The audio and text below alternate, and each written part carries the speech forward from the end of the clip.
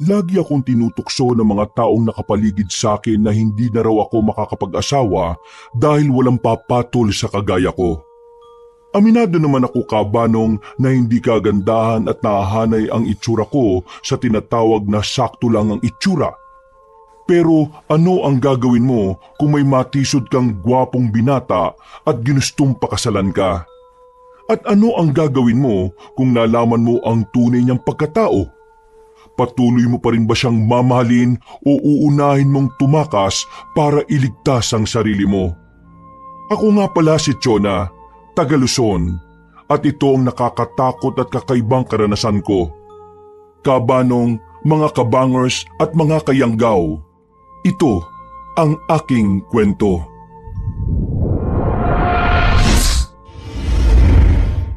Bago nga pala magsimula ang ating kwento, sana'y mapindot nyo muna ang subscribe button at ang notification bell para lagi kayong nanonotify pag may bago tayong mga kwento.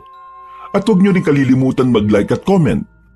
Napakalaking tulong po ito sa ating channel para mas makapagatid pa kami sa inyo ng mga magaganda at mga nakakapangilabot na mga kwento. At ngayon, sa ating pagpapatuloy. Magandang umaga po, Nay. Ano po ang ipapacheck up ninyo? Matamis akong ngumiti sa may edad na ginang sa kasaglit na tinapunan ng tingin ng katabi nitong binatilyo. Sumagot naman ng ginang na sumasakit daw ang tiyan ng anak niya. Nagsusuka po ba o kaya'y nagtatae? Sumagot ang ginang na parehong nararanasan niyo ng anak niya kaya nagpasya na silang pumunta sa pagamutan. Sa bilang na 1 hanggang 10, sabihin mo sa akin kung gaano kasakit ang tiyan mo. Hawak pa rin ang binatilyo ang tiyan nito at tingin ko ay parang nangihina na. Kahit nahihirapan ay sumagot naman ito ng 10. Ibig sabihin, sobrang sakit ang nararamdaman nito. Agad akong tumayo at lumapit sa head nurse namin. Sinabi ko ang kondisyon ng binatilyo. Agad ako nitong inutusan na pahigain ang pasyente at tumawag ako ng medtech para malagyan at makabitan siya ng swero. Mabilis namang dumating ang medtech na tinawag ko saka inasikaso ang pasyente. Nang nakahiga na ito at makabitan ng swero ay saka naman lumapit ang gwapo at bagong doktor na katrabaho namin. Kumusta ang vital signs ng pasyente? Okay naman po, Doc. Nakuhanan ko na po siya ng BP. Masakit lang po talaga ang tiyan niya. Nagsusuka at nagtatai rin po. Okay. Pakabili na lang po muna tong ire-reseta kong gamot ha. Naubos kasi yung stocks namin kaya pansamantala bumili po muna kayo dyan sa butika. Sa tapat po nitong ospital meron ho. Mabilis na nagsulat sa papel si Rovin saka iniabot sa ginang. Nang tanggapin niyo ng ginang ay nagpaalam na muna ito sa anak niya na lalabas muna. Ma'am? Kapag dumating si nanay, i-inject mo na lang kagad yung mga gamot sa pasyente ha. Kapag hindi nawala yung sakit ng tiyan niya, sabihan mo ko. Baka kailangan na magpagawa ng ibang test at laboratory sa kanya. Okay po, Doc. Salamat po. Nang tumalikod at umalis na ang doktor, ay nasundan ko na lang siya ng tingin. Pinuntahan pa nito ang ibang mga pasyente na kasalukuyang nakahiga sa emergency room. Nakikita ko ang matatamis nitong ngiti habang nakikipag-usap sa mga bantay at pasyente. Matibay ba yung garter ng panty mo? Baka kasi malaglag eh. Pinigilan kong matawa nang marinig kong nagsalita sa likod ko si Sunny. Matibay ang garter ng panty ko sa kakakabili ko lang nito, no? Gusto mo hiramin? Ew! Bakit ko naman hihiramin yan eh? Mas maganda pa yung tibak na ginagamit ko kaysa dyan, no? Nakatibak ka ngayon? Umikot ang mga mata ni Sunny habang napapapikit pa ito. Oo, no? Ito talagang ginagamit ko. Hindi ka nagbe-brief? Hoy, hindi no. Lalaki lang ang gumagamit nun. Babae kaya ako. Kumending-kending si Sunny sa harap ko at umikot-ikot na akala mo'y isang kandidata sa isang pageant. Napangiti ako kabanong sa ginawa niya at napailing na lang habang tinitingnan ko ang ginagawa ni Doc Rovin. Pero aminin mo, ang gwapo talaga ni Doc Rovin, no? Siya ang bagong resident doctor natin dito sa ospital eh. Kahapon lang siya nagsimula dito. Kaya ngayon mo lang siya nakita dahil day off mo kahapon eh. Totoo namang gwapo siya, kaya malamang may asawa na yan. Diyan ka nagkakamali dahil binata siya at ang narinig ko single pa. Ganun ba? Hindi kaya kapederasyon mo yan? Alam kong straight na lalaki siya. Paano mo naman nasabi? Sabi mo nga kahapon lang siya dumating. Matalas kasi ang pangamoy namin kaya naamoy ko siya. Bukod sa pabangong gamit niya na mapapalingon ka naamoy ko na hindi ko siya kauri. Hay naku Sunny, ewan ko sa'yo. Gusto mong sabunutan ko ang lahat ng buhok mo sa katawan mo? Sonya nga ang itawag mo nga sa akin at hindi Sunny, no? Yun ang pangalang nakasulat at nakaburda dyan sa uniform mo, kaya Sunny ang itatawag ko sa'yo. Impaktita ka talagang babae ka. Diyan ka na nga? Ay, teka. May panyo ka bang dala? Gamitin mo at itali mo dyan sa leeg mo para kung sakaling tumulo yung laway mo ay hindi mabasa yung uniform mo, no? Che, lumayas ka nga. Ang dami mong alam. Magsuot lang ng brief, hindi marunong. Humagalpak ng tawa si Sunny habang palayo samantalang ako naman ay bumalik na sa desk ko para asikasuhin ang iba pang pasyente na nakapila. Habang abala sa ginagawa ay napapansin ko ang madalas na paglingon at pagtitig sa akin ni Doc Rovin. Sa tuwing magtatama ang aming mga mata ay mabilis itong umiiwas ng tingin sa akin. Hapon na at kakaunti na lamang ang mga pasyente na nakapila. Nakaramdam ako ng ngalay ng braso at balakang kaya naman tumayo ako at nag-inat-inat. Hoy, magmerienda ka muna. Bayaran mo ako ng 30 pesos ha. Kahit hindi masarap, bayaran mo ako. Ano ba tong merienda na binili mo? Baka naman kagaya na naman to nung nakaraang spaghetti na lasang ketchup, tapos may sahog na 4 na pirasong hotdog. Hindi na ako bumili doon. Sa ibang tindahan ko na binili yan. Nagalit pa nga si Ursula na tindera nung nagreklamo ako Kaloka siya. Akala naman niya napakasarap ng luto niya. Wala lang kasing choice sa mga tao kundi bumili sa kanya dahil wala ngang ibang nagtitindi. Buti na lang may bagong bukas na kainan doon sa tapat niya. Ang dami kayang bumibili kanina. Biko suman sana ang bibilin ko kaya lang naubos na Ay buti naman. Sana masarap na tong nabili mo. Masarap naman. Naubos ka na nga yung binili ko Buti naman naalala mo akong bilhan. Sobrang gutom ko na. Naalala ko hindi pa pala ako nanananghalian. Ikaw pa ba makakalimutan ko? Di ba friendship tayo? Kahit minsan imbiyer na ako sa'yo, no? Sus, lagi ka namang imbyerne. Simula nang dumating ako rito, ganyan ka na talaga. Nakakapagod at nakaka-stress naman kasi itong trabaho natin Ngayon nga, gusto ko nang umuwi. Ang tagal pa ng oras. 2 oras na lang naman ang hihintayin natin. Makakauwi at makakapagpahinga na rin tayo. Napakadaming pasyente ngayon. Hindi na nga kami magkandaog-gaga kanina sa mga ward Huwebes pa lang ngayon 2 araw pa bago makapag-day off. Habang nag-uusap kami ni Sunny ay napansin kong natigilan ito. Lumingon ako at sinundan ko ang tinitingnan niya. Nakita ko si Doc Rovin na naglalakad palapit sa amin. Ay, ang gwapo talaga ni Doc. Hawakan lang niya ang kamay ko. Baka mawala ng pagod ko Nakapangalumbaba pa si Sunny habang tila nangangarap na nakatitig sa naglalakad na doktor. Hello? May sasabihin lang sana ako tungkol sa mga bagong pasok na pasyente. Pakimonitor sila bago kayo umuwi Tapos, injectionan niyo sila ng antibiotics. Nasa chart naman nilista ko na yung mga gamot. Ako rin, Doc. Baka pwede mo akong injectionan. Huy, baka marinig ka. Umayos ka nga. May sinasabi ka ba, Sir Sunny? Ha?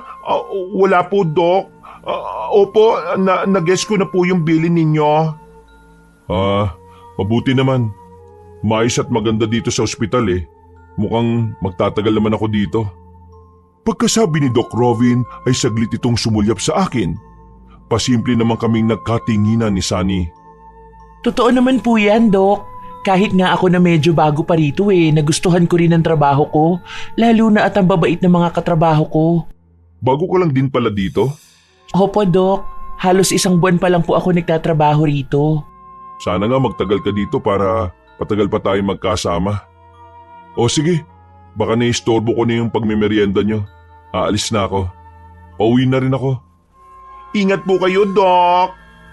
Matamis nang umiti si Doc Robin sa amin saka ito tumalikod at naglakad palayo. Pigil at tumili naman ng mahina si Sunny para pa itong maiihi sa kilig. Napangiwi na lang ako at natatawa habang nakatingin sa kanya. Pakiramdam ko, parang mapipigtas ang tibak ko. Grabe talagang kagwapuan ni Doc, no? Nakita mo ba yung ngiti niya? Hindi ba lumuwag yung garter ng panty mo? Diyos ko naman, Sunny. Sinabi ko nang makapit ang garter ng panty ko kaya hindi to malalaglag. Bakla ka talaga, puro kakalandian. Totoo naman kasi. Alam mo ba sa tagal kong nagtatrabaho dito, siya na yata yung pinakagwapong doktor na nagtrabaho rito. Ligawan ko kaya siya. Papatulan kaya ako noon? Baka putulan ka pa nun ng kaligayahan mo. Ikaw talaga, hindi mo pa naman masyadong kilala yun si Doc. Sa bagay, tama ka.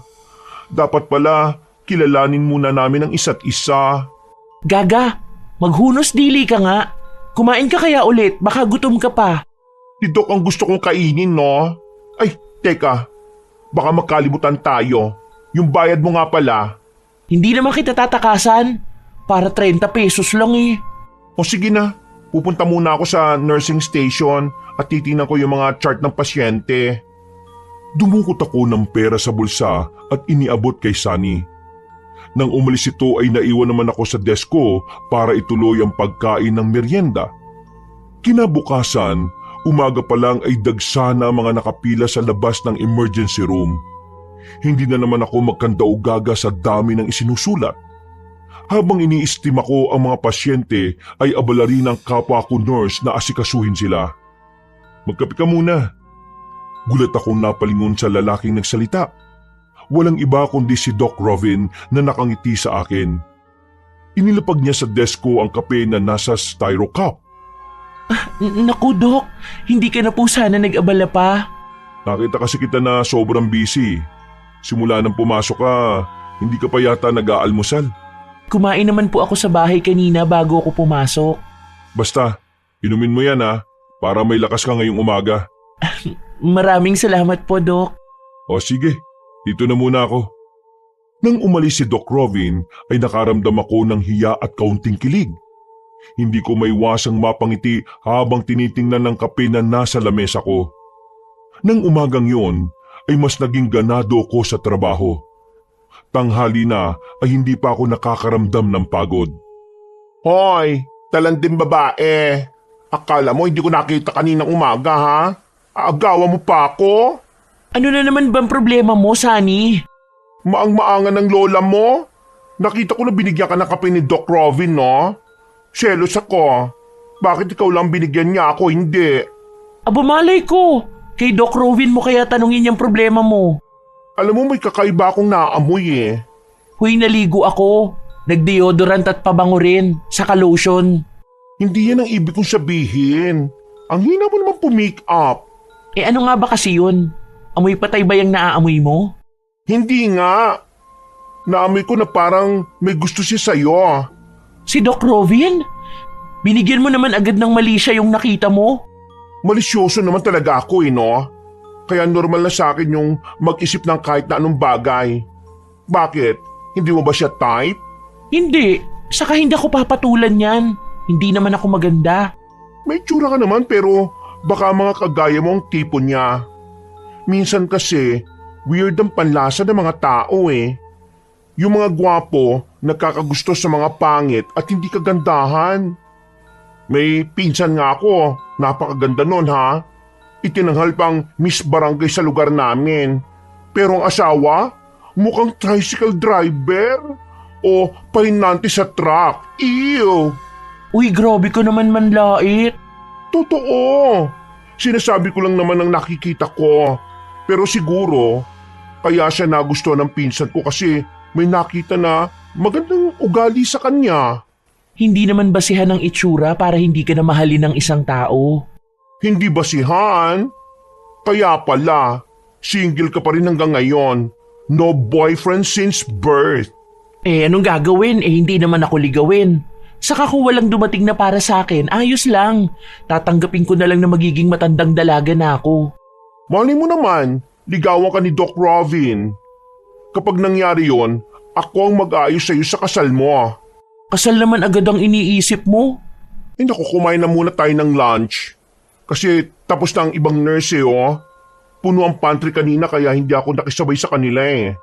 Wala akong dalang baon. Samahan mo muna ako bumili ng pagkain. Lumabas kami ni Sunny at doon nagpunta sa bagong bukas na kainan. Naabutan namin na maraming nakapila. Nakisiksik kami sa harapan para buksan ang mga kaldero. Nang makita kong lahat ng laman ng ulam ay pinili ko ang ginataang laing at sinigang na ulo ng salmon.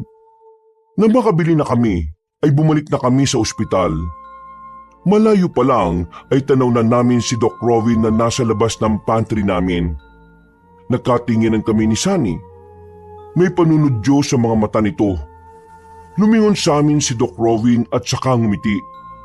Inanap kita sa mga nurse eh. Ang sabi lumabas ka daw. Ah, ito nga pala. Pagkain para sa lunch. Kainin niyo na lang po yan, Doc. Nakabili na po kasi ako ng pagkain ko eh. Ganun ba? Sayang naman to kung hindi mo kakainin. O sige, ipapakain ko na lang sa mga aso sa labas. Akin na lang po yan, Doc. Nagbibiro lang to si Chone eh. Kakainin po namin yan. Mabilis na kinuha ni Sunny ang plastic na may lamang pagkain. Muli ko na namang nakita ang tila nahihiyang ngiti ni Doc Robin. Para itong binatilyo na nahihiya sa harapan ng crush nito. Sige, dito na muna ako. Kumain na po ba kayo, Doc? Gusto niyo pong sumabay sa amin? Hindi na. May gagawin pa kasi ako eh. Sinaglit ko lang talagang ibigay kay Chona yan. Kumain ka na marami para magkalaman ka naman. Opo, Doc. Salamat po. Thank you po, Doc. Sa ulitin. Nung umalis na si Doc Robin, nag-uunahan kami ni Sunny na pumasok sa pantry. Napansin ko na kakaiba ang tingin sa akin ng ibang nurse na naroon. Napansin din yun ni Sunny kaya naman nagsalita ito. Wag na kayo maiinggit dahil mas mahaba talaga ang buhok ni Chona kaysa sa inyo. Kung tapos na kayong kumain, lumabas na kayo at kami naman nakakain ng lunch. Sunny naman, nakakahiya na pinapaalis mo sila. Ayos lang yan, no? Inimbyerna nila ako. Iba akong makatingin sa iyo eh.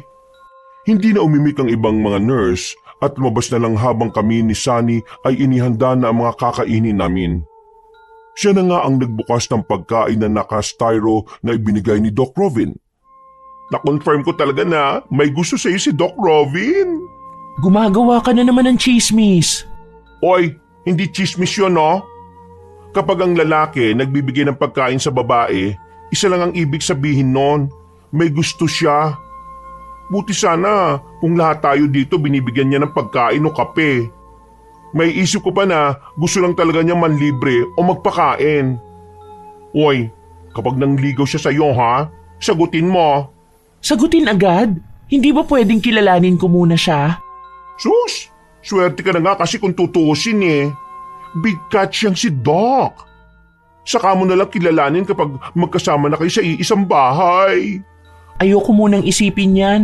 Mas kailangan ko munang unahin ang trabaho ko. Alam mo naman na tumutulong pa ako sa mga magulang ko. Alam ko naman yan pero minsan kumakatok ang opportunity. Kaya kung may pagkakataon ka, i-grab mo na kaagad. Kung naging babae lang ako, baka akong natipuan niya at hindi ikaw. Di hamak na mas maganda ako sa'yo, no?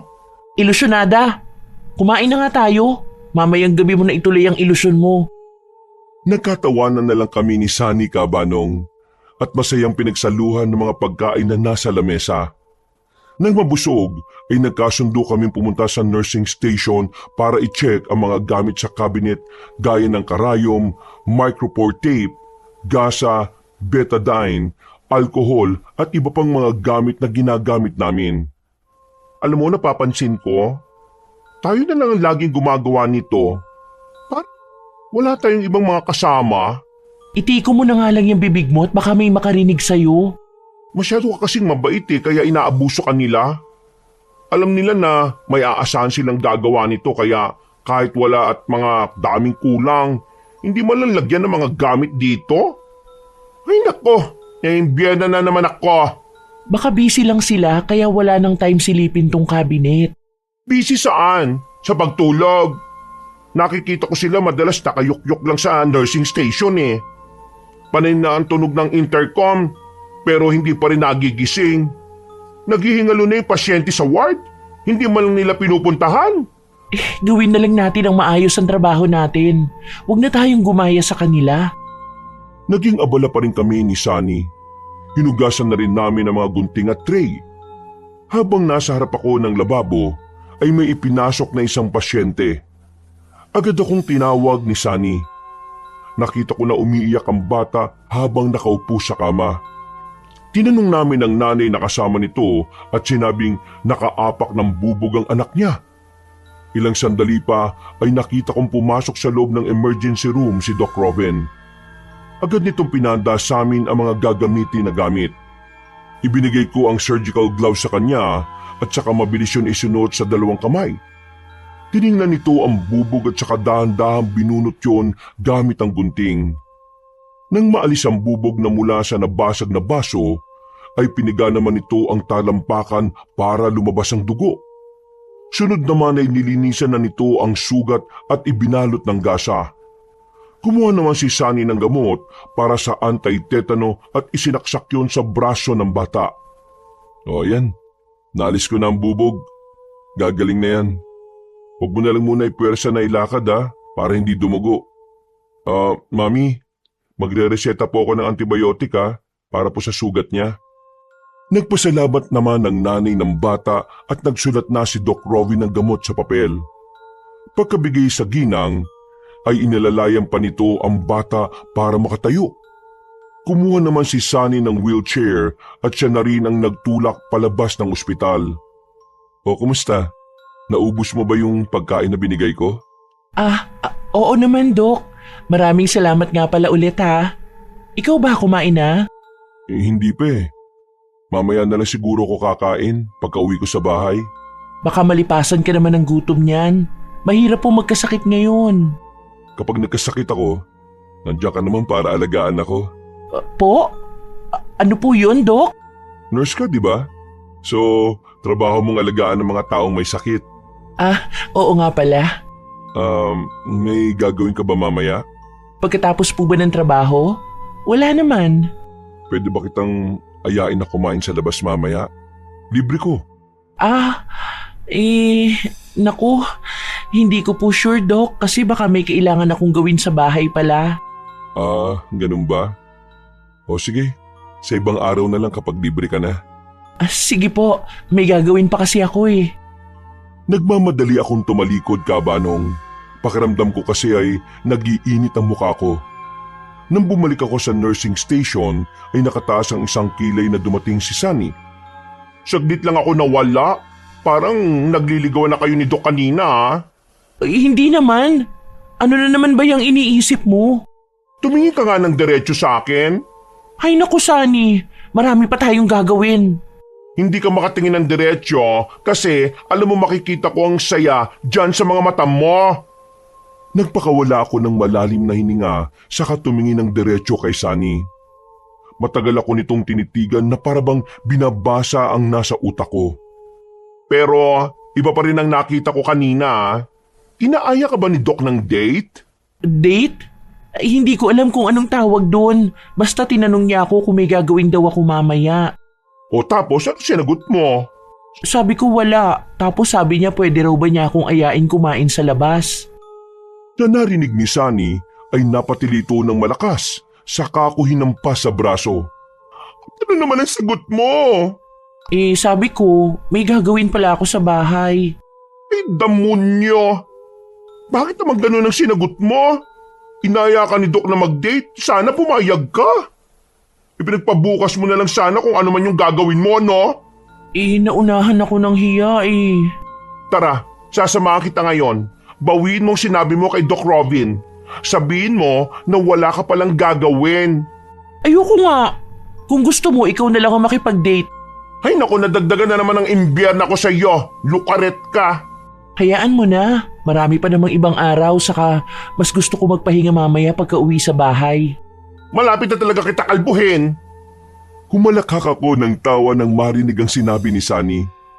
Gigil na naman ito. Sa itsura niya ako natatawa na para bang nalugi. Pagka-out namin sa trabaho ay sabay na kami ni Sunny na lumabas ng ospital. Naabutan pa namin sa labas si Doc Robin. Akman itong sasakay sa kotse nito nang makita kami. Bumaba pa ito at nilapitan kami. Pauwi na ba kayo? Gusto nyo ihatid ko na kayo? Ay, hindi na po, Doc. Kaya na po namin umuwi. Tumingin si Sunny sa akin saka ako matalim na inirapan. Pinanlakihan ko naman siya ng mga mata kaya napilitan itong makisakay sa ibig kong ipaiwatig. Opo Doc. Kaya na po naming umuwi. Sa susunod niyo na lang po kami ihatid. Opo, Doc. Sige po, ingat po kayo. Kita-kits na lang bukas, Doc. Okay sige. Ingat din kayo sa pag-uwi Hinintay namin makaalis si Doc Robin saka kami naglakad ni Sunny papuntang sakayan ng tricycle. Nireject mo na naman si Doc?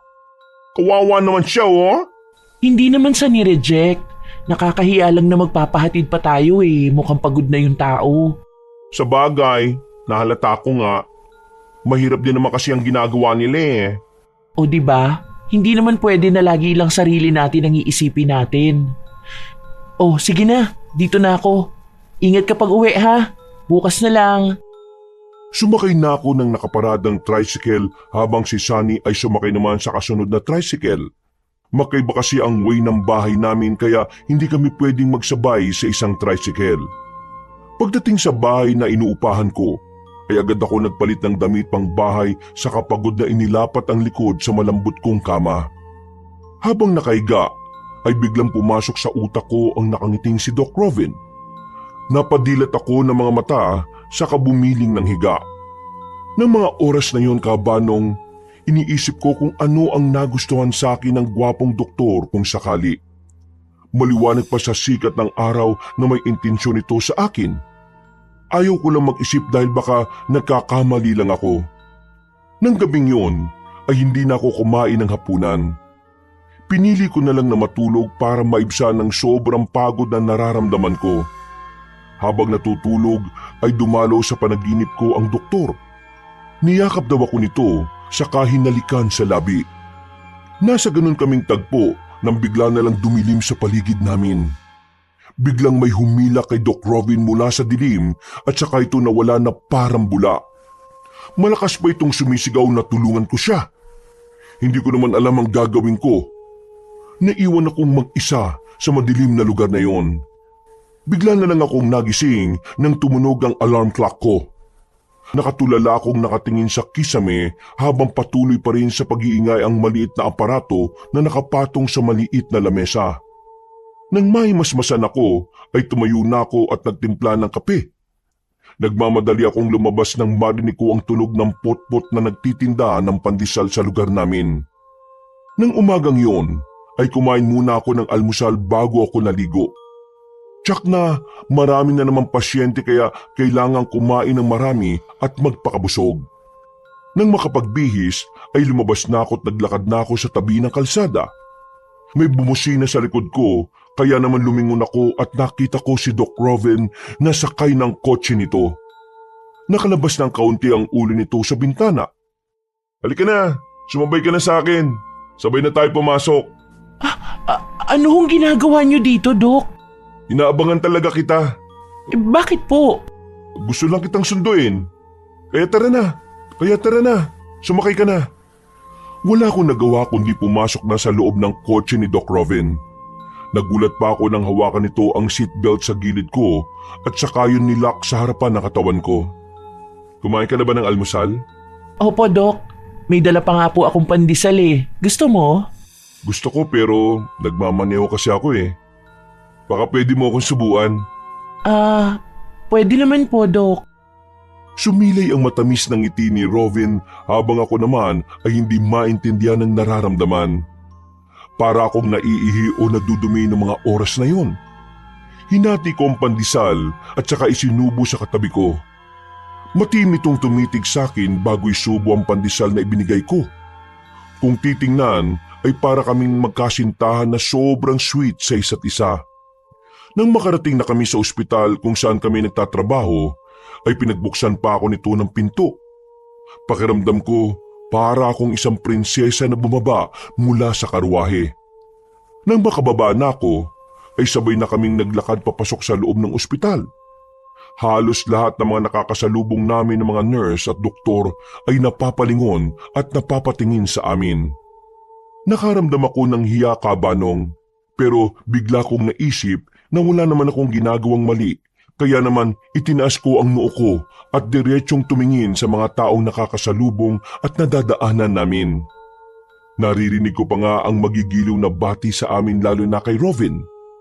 Magiging busy na naman ang araw natin. Mamaya na lang sa lunch ha.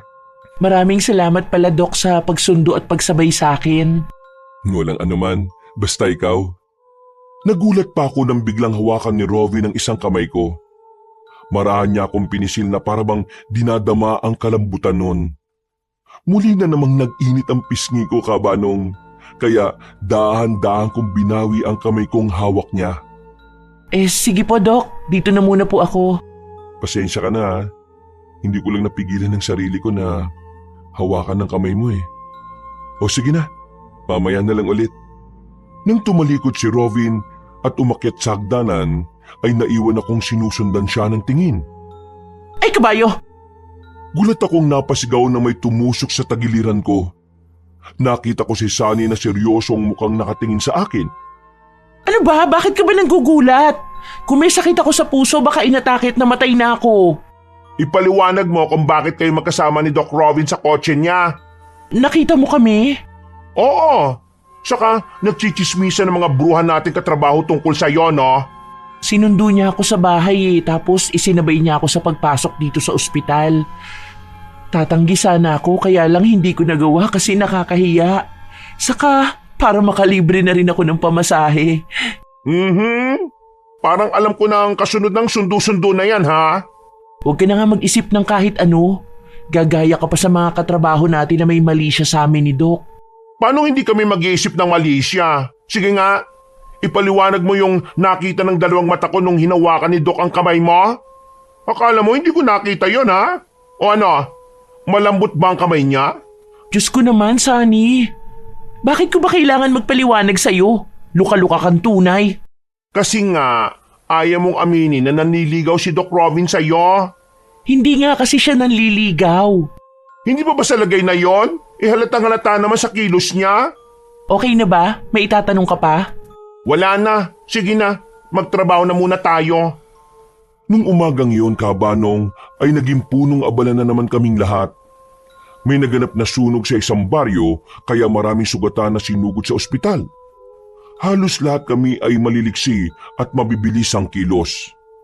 Kahit ang mga doktor ay mabilis ding nagpunta sa loob ng emergency room para tingnan ang mga pasyente. Halos nangamoy usok at sunog ang loob ng emergency room habang nakikita namin ang mga nagdadaingang mga taong may mga sunog sa iba't ibang bahagi ng mga katawan nila. Halos mapuno rin ang loob ng emergency room dahil na rin sa mga bantay ng mga isinugod na pasyente. Karamihan sa kanila, second degree at third degree burn ng mga natamo. Nakabitan na po ng swero ang ibang mga pasyente na mild lang ang natamong sunog. Doc, magsuot po kayo ng surgical mask. Baka makasama sa kalusugan niyo ang mga amoy ng sunog na balat at laman nila. Hindi na kailangan. Ang bunga ng amoy nila eh. Ano po yun, Doc? Mamaya ako na isusuot. Okay lang naman ako eh. Wait lang ha. Itong katabi naman ang pupuntahan ko. Nagtatakang nasundan ko na lang ng tingin si Doc Robin. Habang inaasikaso nito ang isang pasyente ay lumapit ang isang doktor sa kanya. May sinasabi ito tungkol sa ibang pasyente at napansin ko naman ang kaseryosohan sa mukha ng gwapong doktor. Ilang sandali pa ay nagkagulo na ang lahat ng mga doktor at nurse na naroon sa loob ng emergency room. Nakita naming tila nagingalo ang isang pasyente. Agad naman kaming nilapitan ito at sinimulang i-revive. Nakaramdam ako ng matinding kaba ng oras na yon, Kaabanong. Halos kalahating oras ang lumipas, ginawa ng mga doktor at nurse ang lahat ng pwede nilang gawin pero bumitaw na ang kaawa-awang pasyente. Nakapikit ito at hindi na humihinga. Sorry po sa mga kapamilya at bantay ng pasyente na narito. Nakita niyo naman po na ginawa namin ang lahat pero hanggang doon na lang talaga siya. Time of death, 10:15 a.m. Nagpaalam na si Doc Robin sa dalawang kapamilya ng namatay na pasyente na walang nagawa kundi humagulgol ng iyak. Ilang sandali pa, malungkot na tinakpan ni Sunny ng puting kumot ang namatay. Narinig ko pang nagsabi to ng pakikiramay sa dalawang lalaki na patuloy pa rin sa pagluha. Nang ilabas na ang bangkay para dalhin sa morgue, ay inasikaso ko naman ang mga papel na kailangan nila para mailabas ang pasyenteng namatay. Ilang oras pa kaming naging abala. Tanghali na pero may mga pasyente pa rin na isinusugod sa ospital gawa ng sunog sa baryo. Maraming bahay ang naapektuhan at may iilan din na doon mismo namatay sa loob ng bahay. Mga nasunog ng buhay at ang iba ay hindi nagawang lumabas dahil sa tindi ng lakas ng apoy na tumupok sa kabahayan nila. Kumain muna tayo ng lunch. Malapit na mag-alauna oh. Gutom na rin ako eh. Di ka ba nagugutom? Paano naman ako magugutom ang daming pasyente? Ang daming ginagawa. Tara na, sumaglit muna tayo ng kain. Natug na ang kamay ko sa gutom oh. Baka mamaya, hindi ko na matusok ang ugat ng pasyente na maayos. Mauna ka na kaya? Maya-maya na ako. Sure ka ba na ayaw mong sumabay? Oo, sure ako. Sige na, kumain ka muna. Pakabusog ka. Okay, sige. Kapag naisipan mo sumunod ka na lang. Nang umalis si Sunny ay ipinagpatuloy ko ang pagtuturok ng mga gamot na ipinapadaan sa swero. Nakakaramdam na rin ako ng gutom at pagod pero kailangang unahin ang trabaho. Ganon kaming mga nurse. Madalas ay nalilipasan kami ng gutom kapag sobrang daming pasyente. Naranasan ko pa nga noon na habang kumakain ako ay panay ang tawag ng bantay ng pasyente at may pagkakataon pa na may ipinakikisuyo ang mga katrabaho mong nurse kaya wala kaming choice kundi iwan ng pagkain at unahin ang kailangang gawin. Mahirap ang trabahong ginagawa namin pero malit lang ang sahod kaya hindi ko rin masisisi ang iba na nagpupunta sa ibang bansa para doon makipagsapalaran. Pinangarap ko rin mag-abroad, Kaabanong, pero tuto lang nanay ko na magtrabaho sa malayo. Dahil malaki ang respeto at paggalang ko sa mga magulang ko, kaya nakinig ako sa kanila. Pinili ko na lang na dito magtrabaho sa pampublikong ospital dito sa pinakasentro ng aming bayan. 5:00 na ng hapon nang mapansin ko ang oras. Nangihina, nagugutom at pagod na pagod ang pakiramdam ko ng oras na ng uwian. Inayos ko na ang mga gamit ko saka isinukbit ang bag. Hindi ko na nagawang magpaalam kay Sunny dahil mukhang mag-o-overtime pa yata ito. Eksaktong pagkalabas ko ng ospital ay binati pa ako ng guard namin. Habang naglalakad ay may bumusina sa likod ko.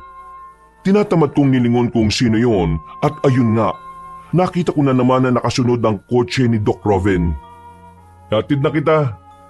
Huminto ko sa paglalakad at walang imik na sumakay sa loob ng kotse niya. Mukhang pagod na pagod ka. Sobra.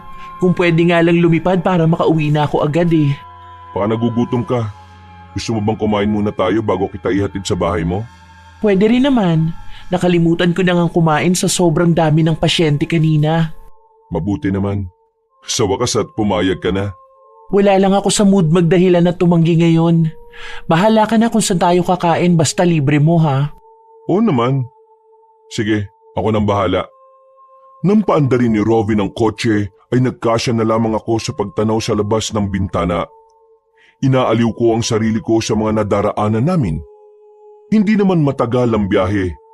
Naramdaman ko na lang na huminto ang sasakyan at sabay pa kaming lumabas.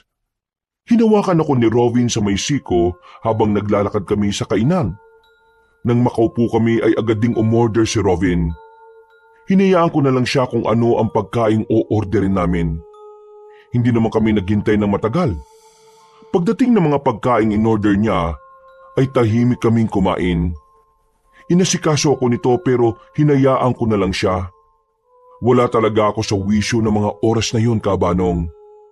Ang gusto ko na lang ay matapos na kaming kumain para maihatid na niya ako sa tinutuluyang bahay ko at para makapagpahinga na rin. Chona, alam kong wala ka sa mood ngayon.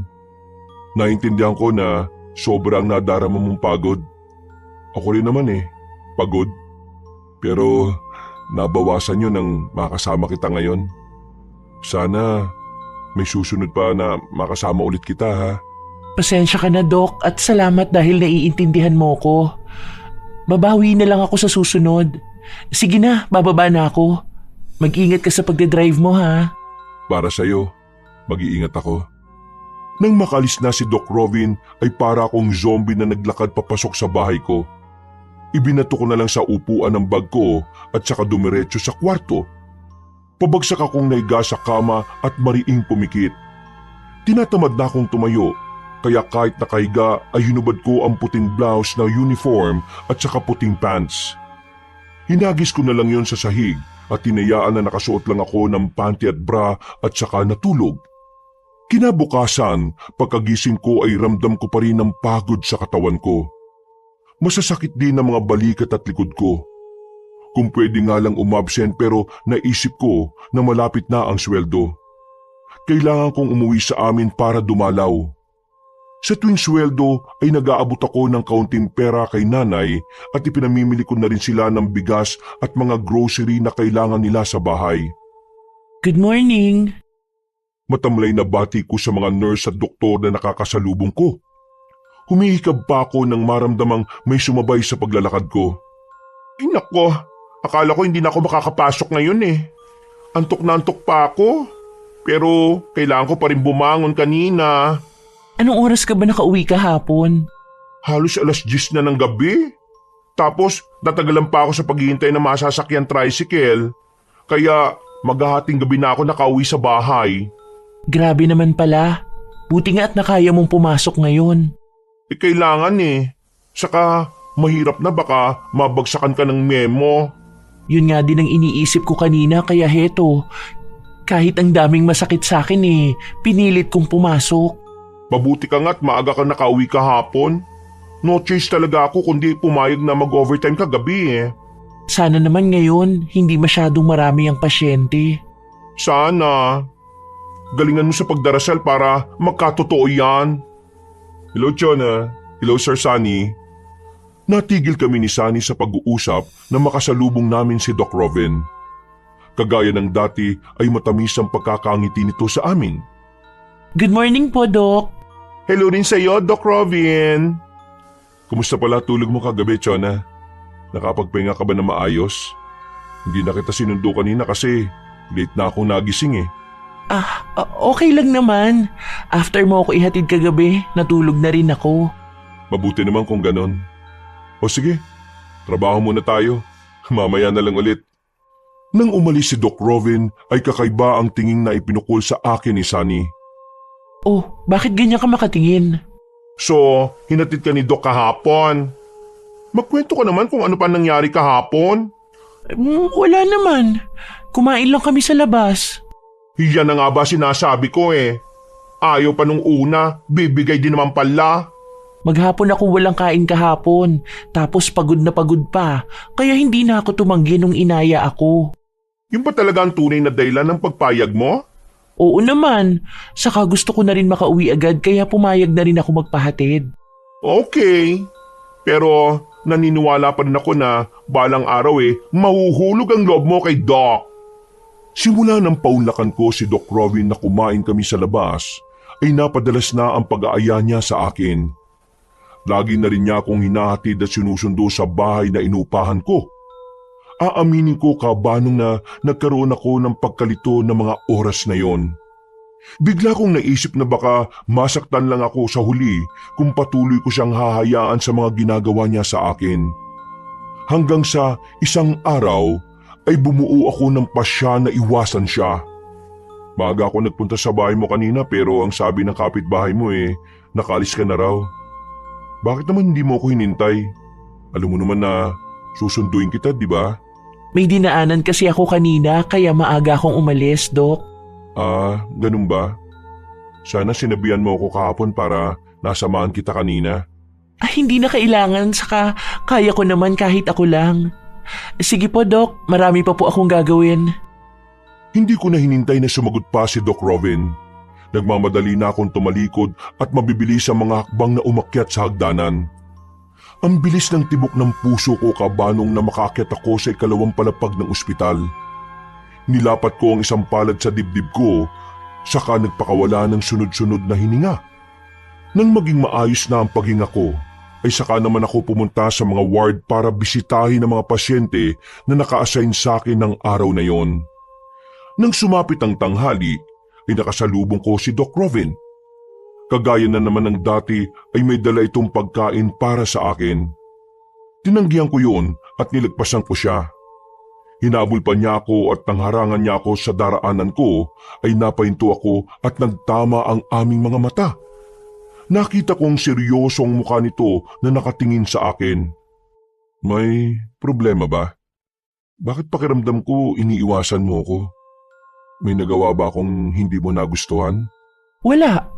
Saka oo, tama ka, iniiwasan nga kita. Ha? Pero bakit? Alam mo, Doc Robin, ganito kasi yan eh. Hindi ko alam kung anong intensyon mo kung bakit mo ginagawa sa akin ang mga ito. Sinusundo at hinahatid mo ko sa bahay. Binibigyan ng pagkain tuwing lunch at bago umuwi, kumakain pa tayo sa labas. Nalilito ko kung bakit may ganito tayong eksena. Dahil gusto kita. Hindi mo ba nararamdaman o sadyang manhid ka lang? Napaka-prangka mo naman, Dok. Sinasagot ko na yung mga tanong mo. Saka, mahanap lang din naman ako ng tamang tiyempo para sabihin sa yung nararamdaman ko eh. Ako naman na magtatanong, bakit ka nakakaramdam ng pagkalito? Ibig sabihin ba niyan, may nararamdaman ka rin para sa akin? Hindi ako sigurado pero parang gano'n na nga yata. Basta, hindi ko alam. Nakita kong unti-unting sumilay ang matamis ng ngiti ni Doc Robin sa kanyang labi. Puno ng emosyon ang mga mata nitong nakatitig sa akin. Hindi ko magawang salubungin yon kaya iniiwas ko ang tingin ko. Ramdam ko naman na pareho tayo ng nararamdaman eh. Bakit mo pipigilan ang sarili mo? Nasa tamang edad naman na tayo, di ba? Natatakot lang siguro ako na masaktan. Ito kasi ang una na may lalaking nagkagusto sa akin eh. Iba pala ang pakiramdam. Lahat naman ng nagmamahala nakakaranas na masaktan. Subukan muna natin. Kapag hindi tumugma yung panahon sa atin, saka tayo magdesisyon na maghiwalay. Pag-iisipan ko po muna, Dok. Hindi naman kita minamadali eh. Kapag may desisyon ka na, sabihan mo lang ako kagad ah. Basta ngayon, huwag mo na akong iwasan. Kasi kahit anong pag-iwas mo, susundan at susundan pa rin kita. Kumabog ang dibdib ko kabanong sa huling salitang tinura ni Doc Robin. Kung sa ibang babae siguro ay baka kinilig pa. Pero sa akin, iba ang dating nun. Parang pagbabanta o babala.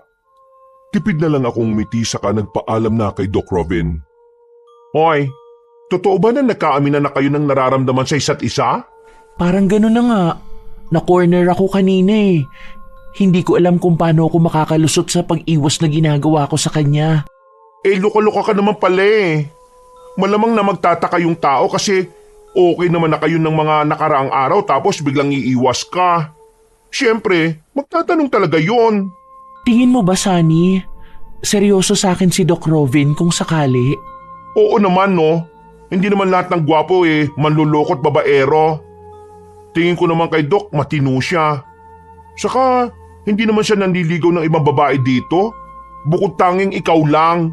Kaya nga napakaswerte mo no? Bahala na. Siguro, kailangan ko munang itry. Go lang ng go. Very support ako sa iyo, no? Ilang araw ang lumipas kabanong. Hindi na ako umiwas kay Doc Robin. Mas lalo pa itong naging maalaga, maasikaso at sweet sa akin. Hindi nagtagal, nagkasundo kami na maging opisyal na ang relasyon namin. Kitang-kita ko ang mga kakaibang tuwa sa kanya. Ang relasyon tungkol sa amin ay parang epidemya na mabilis na kumalat sa buong ospital. Marami ang nagtaas ng kilay at hindi maiwasan ang mga bulungan tungkol sa amin. Pero lahat ng yon ay hindi ko na pinansin. Ang importante sa akin ay ang meron kami ni Doc Roven. Labis din ang tuwa ni Sunny tungkol sa relasyon namin.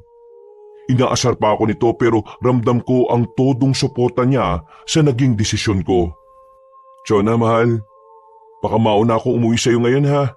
Hindi mo na kita mahatid. Bakit? May pupuntahan ka ba? O, wala naman. Masama lang ang pakiramdam ko eh. Ha? Naku, ganun ba? Mas mabuti na umuwi ka na ngayon para makainom ka na ng gamot at makapagpahinga ka. Ayos lang ako.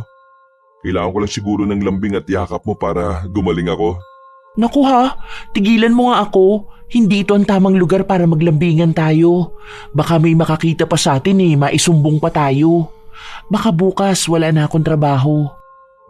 Biro lang naman. O sige na, uwi na ako ha. Ingat ka na lang mamaya sa pag-uwi mo. Napuno ng pag-aalala ang puso ko kabanong nung umalis na si Robin.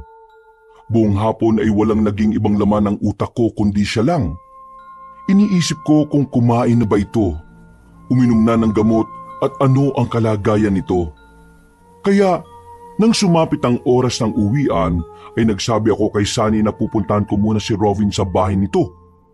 Ilang beses naman ako nakarating sa bahay niya kaya alam ko na kung paano pumunta doon. Pagbaba ko ng tricycle, kumatok ako sa pinto at hindi nagtagal ay binuksan niyo ni Robin. Matamlay pa rin ang itsura nito. Gulo-gulo ang buhok at may kumot na nakabalabal sa katawan niya. Naabala ko ba ang pamamahinga mo? Nag-aalala kasi ako eh. Eto dinalang kita ng gamot at pagkain. Masama pa rin ang pakiramdam ko eh. Tara, pasok ka sa loob. Pagpasok ko sa loob ng bahay ni Robin, ay agad akong nagtungo sa kusina para isalin ang binili kong pagkain. Kainin mo na muna tong dala ko habang mainit pa. Wala pa akong ganang kumain eh. Parang iba ang gusto kong kainin. Kagaya ng ano? Para maibili kita. O wag na. Baka matakot ka pa kapag sinabi ko sa'yo. Hindi naman ako matatakutin kaya sabihin mo na. Biro lang. Kakainin ko yung dala mong pagkain. Sabayan mo na rin ako. Nang matapos kami kumain ay nanatili pa ako ng ilang oras sa bahay ni Robin. Naglalambing pa ito na wag daw muna akong umuwi. Pumayag naman ako kaya nagkwentuhan pa kami hanggang sa nakaupo ako sa kama niya habang nakaiga siya at nakauna ng ulo niya sa mga hita ko. Hinaplos ko ang buhok niya at napansin kong napapikit pa ito. Tinuloy ko ang ginagawa ko hanggang sa nagpaalam ako na uuwi na dahil gabi na. Hindi ko na malayan kung ano ang nangyari ng mga sandaling yon. Nagmulat na mga mata si Robin at tumitig ng diretso sa mga mata ko. Ginawaran ko siya ng mabilis na halik sa labi. Gumanti ito at niyakap ako sa bewang ko. Doon na nagsimula na may mangyari sa amin, kabanong. Hindi na ako nakatanggi dahil nalunod ako sa mga init ng haplos at halik niya sa akin. Parang napapansin ko na parang nangangalumata ka ata Nakatulog ka ba ng maayos? Oo naman. Medyo napupuyat lang ako sa gabi kasi naririnig ko na parang may mga paang naglalakad sa bubong ng inuupahan kong bahay. Naglalakad? Baka naman pusa lang o kaya aso? Pusa, pwede pa. Pero aso? Mukhang imposible naman lalo na't mataas ang bubong ng bahay. Paano naman makakaakyat yun? Kaya ng aso makakyat sa bubong, no? Ganyan kasi yung nangyari nung buntis ang tita ko eh. Naririnig niya tuwing hating gabi na may naglalakad sa bubungan namin. Nang minsan tingnan ng tito ko, nagulat sila dahil may malaking itim na aso na nasa bubong. Nanlilisik at tumiilaw pa nga raw yung mga mata eh. Ayun, hinabol ng tito ko kasi naniniwala sila na aswang yon. Aswang? Anong nangyari? Nahuli ba yung aso? Hindi. Kasi nung hinabol ng tito ko, bigla na lang nawala. Hindi nila alam kung saan nagpunta. Nakakatakot naman pala. Nakakatakot talaga. Lalo na ikaw, na mag-isa ka lang sa bahay na inupahan mo. Magtabi ka na lang sa higaan mo ng asin at bawang para maitaboy sila kung sakali. Kapag naamoy kasi nila yun lumalayo na sila. Sige, mamaya bibili ako. Ay teka, bakit ka nga pala aaswangin? Buntis ka ba? Ha? Buntis? Ako? Ay nako, buntis lang naman ang karaniwang inaaswang saka ang mga may sakit Hindi ako buntis, no? Tinatanong ko lang naman, no? O siya, mag-iingat ka lagi. Maglock ka ng mga pinto at bintana lalo na sa gabi. Nang umalis si Sunny ay bigla kong natahimik at napaisip. Bigla kong naalala na simula na may mangyari sa amin ni Robin ay magdadalawang buwan na akong hindi nagkakaroon ng buwan ng dalaw. Kaya pagka-uwi namin nung hapon, sinabi ko kay Robin na iuwi na lang niya ako kagad para makapagpahinga ako na maayos. Nang gabing yun kabanong, habang nakahiga ako sa kama ko, muli ko na namang narinig na may lumagapak na mabibigat na pares na mga paa sa bubong. Tumingala ako para pakiramdaman ng nilalang. Nagsimula itong maglakad pabalik-balik habang ako ay parang aataki na sa puso sa sobrang takot at kaba na nararamdaman. Mabuti na lang at nakabili ako sa tindahan ng bawang at asin kaya itinabi ko ito sa pagtulog gaya ng bili ni Sunny. Gusto ko sanang lumabas kaya lang naisip ko na baka delikado ang gagawin ko at hindi ako handa sa makikita ko. Hinintay kong mawala o umalis kung sino man ang naglalakad sa bubong. Halos madaling araw na nang makatulog ako. Hindi ako nakapasok ng araw na yon dahil sobrang antok ko pa kaya hinayaan ko ang sarili ko na matulog pa ng ilang oras. Nagising lang ako sa mga katok na naririnig ko mula sa labas. Kahit inaantok pa, ay napilitan akong tumayo at pinagbuksan ng sino mang kumakatok. Oh, bakit hindi ka pa nakagayak? Hindi ka ba papasok ngayon? Tinatamad ako saka parang hindi ko kayang pumasok. Masakit ang katawan ko at mabigat ang pakiramdam ko. May sakit ka ba? Parang magkakasakit nga ako Kung ganun, ka munang pumasok. Mas mabuti na magpahinga ka na lang muna. Kaya pumasok ka na, baka malate ka pa. Parang ayaw kitang iwan Alagaan na lang kita. Kaya ko naman, saka mas kailangan ka sa ospital. Baka marami na namang pasyente ngayon. O sige, papasok na ako Basta magpahinga ka lang buong araw ngayon. Mamayang tanghali, dadalan na lang kita ng pagkain para huwag ka na kumilos at magluto. Sige, maraming salamat. Mahal kita, Chona. Magpagaling ka ha. O sige, aalis na ako. Nung umalis si Robin, bagya pa akong nakaramdam ng kilig sa sinabi nito. Halos hindi mawala ang ngiti ko habang nagtitimpla ng gatas. Habang inahalo ang gatas sa tasa, bigla kong natigilan at hindi sinasadya na napatingin sa flat kong tiyan. Naalala ko bigla na bumili pala ako ng pregnancy test kit. Agad kong kinuha yun sa bag at saka pumasok sa banyo. Paglabas ko ay hindi ako makapaniwala sa naging resulta ng hawak kong kit. Nakaramdam ako ng halo-halong emosyon at pagkalito. Pasensya na kung natagalan ako ha. Marami kasi mga bagong pasyente kanina Kaya ngayon lang ako. O ito, kumain ka na ng kumain. Musta bang pakiramdam mo? Okay naman ako. Pagkatapos nga pala natin kumain, may importante akong sasabihin sa'yo. O sige, tungkol ba saan yan? Mamaya ko na sasabihin. Tapusin muna natin ang pagkain. Habang kumakain ay nakikiramdam ako at tinitingnan ko si Robin. Tahimik lang ito at parang nag-iisip kung ano ang sasabihin ko. Nang matapos kami ay naupo kami sa sala. Ano nga pala yung sasabihin mo?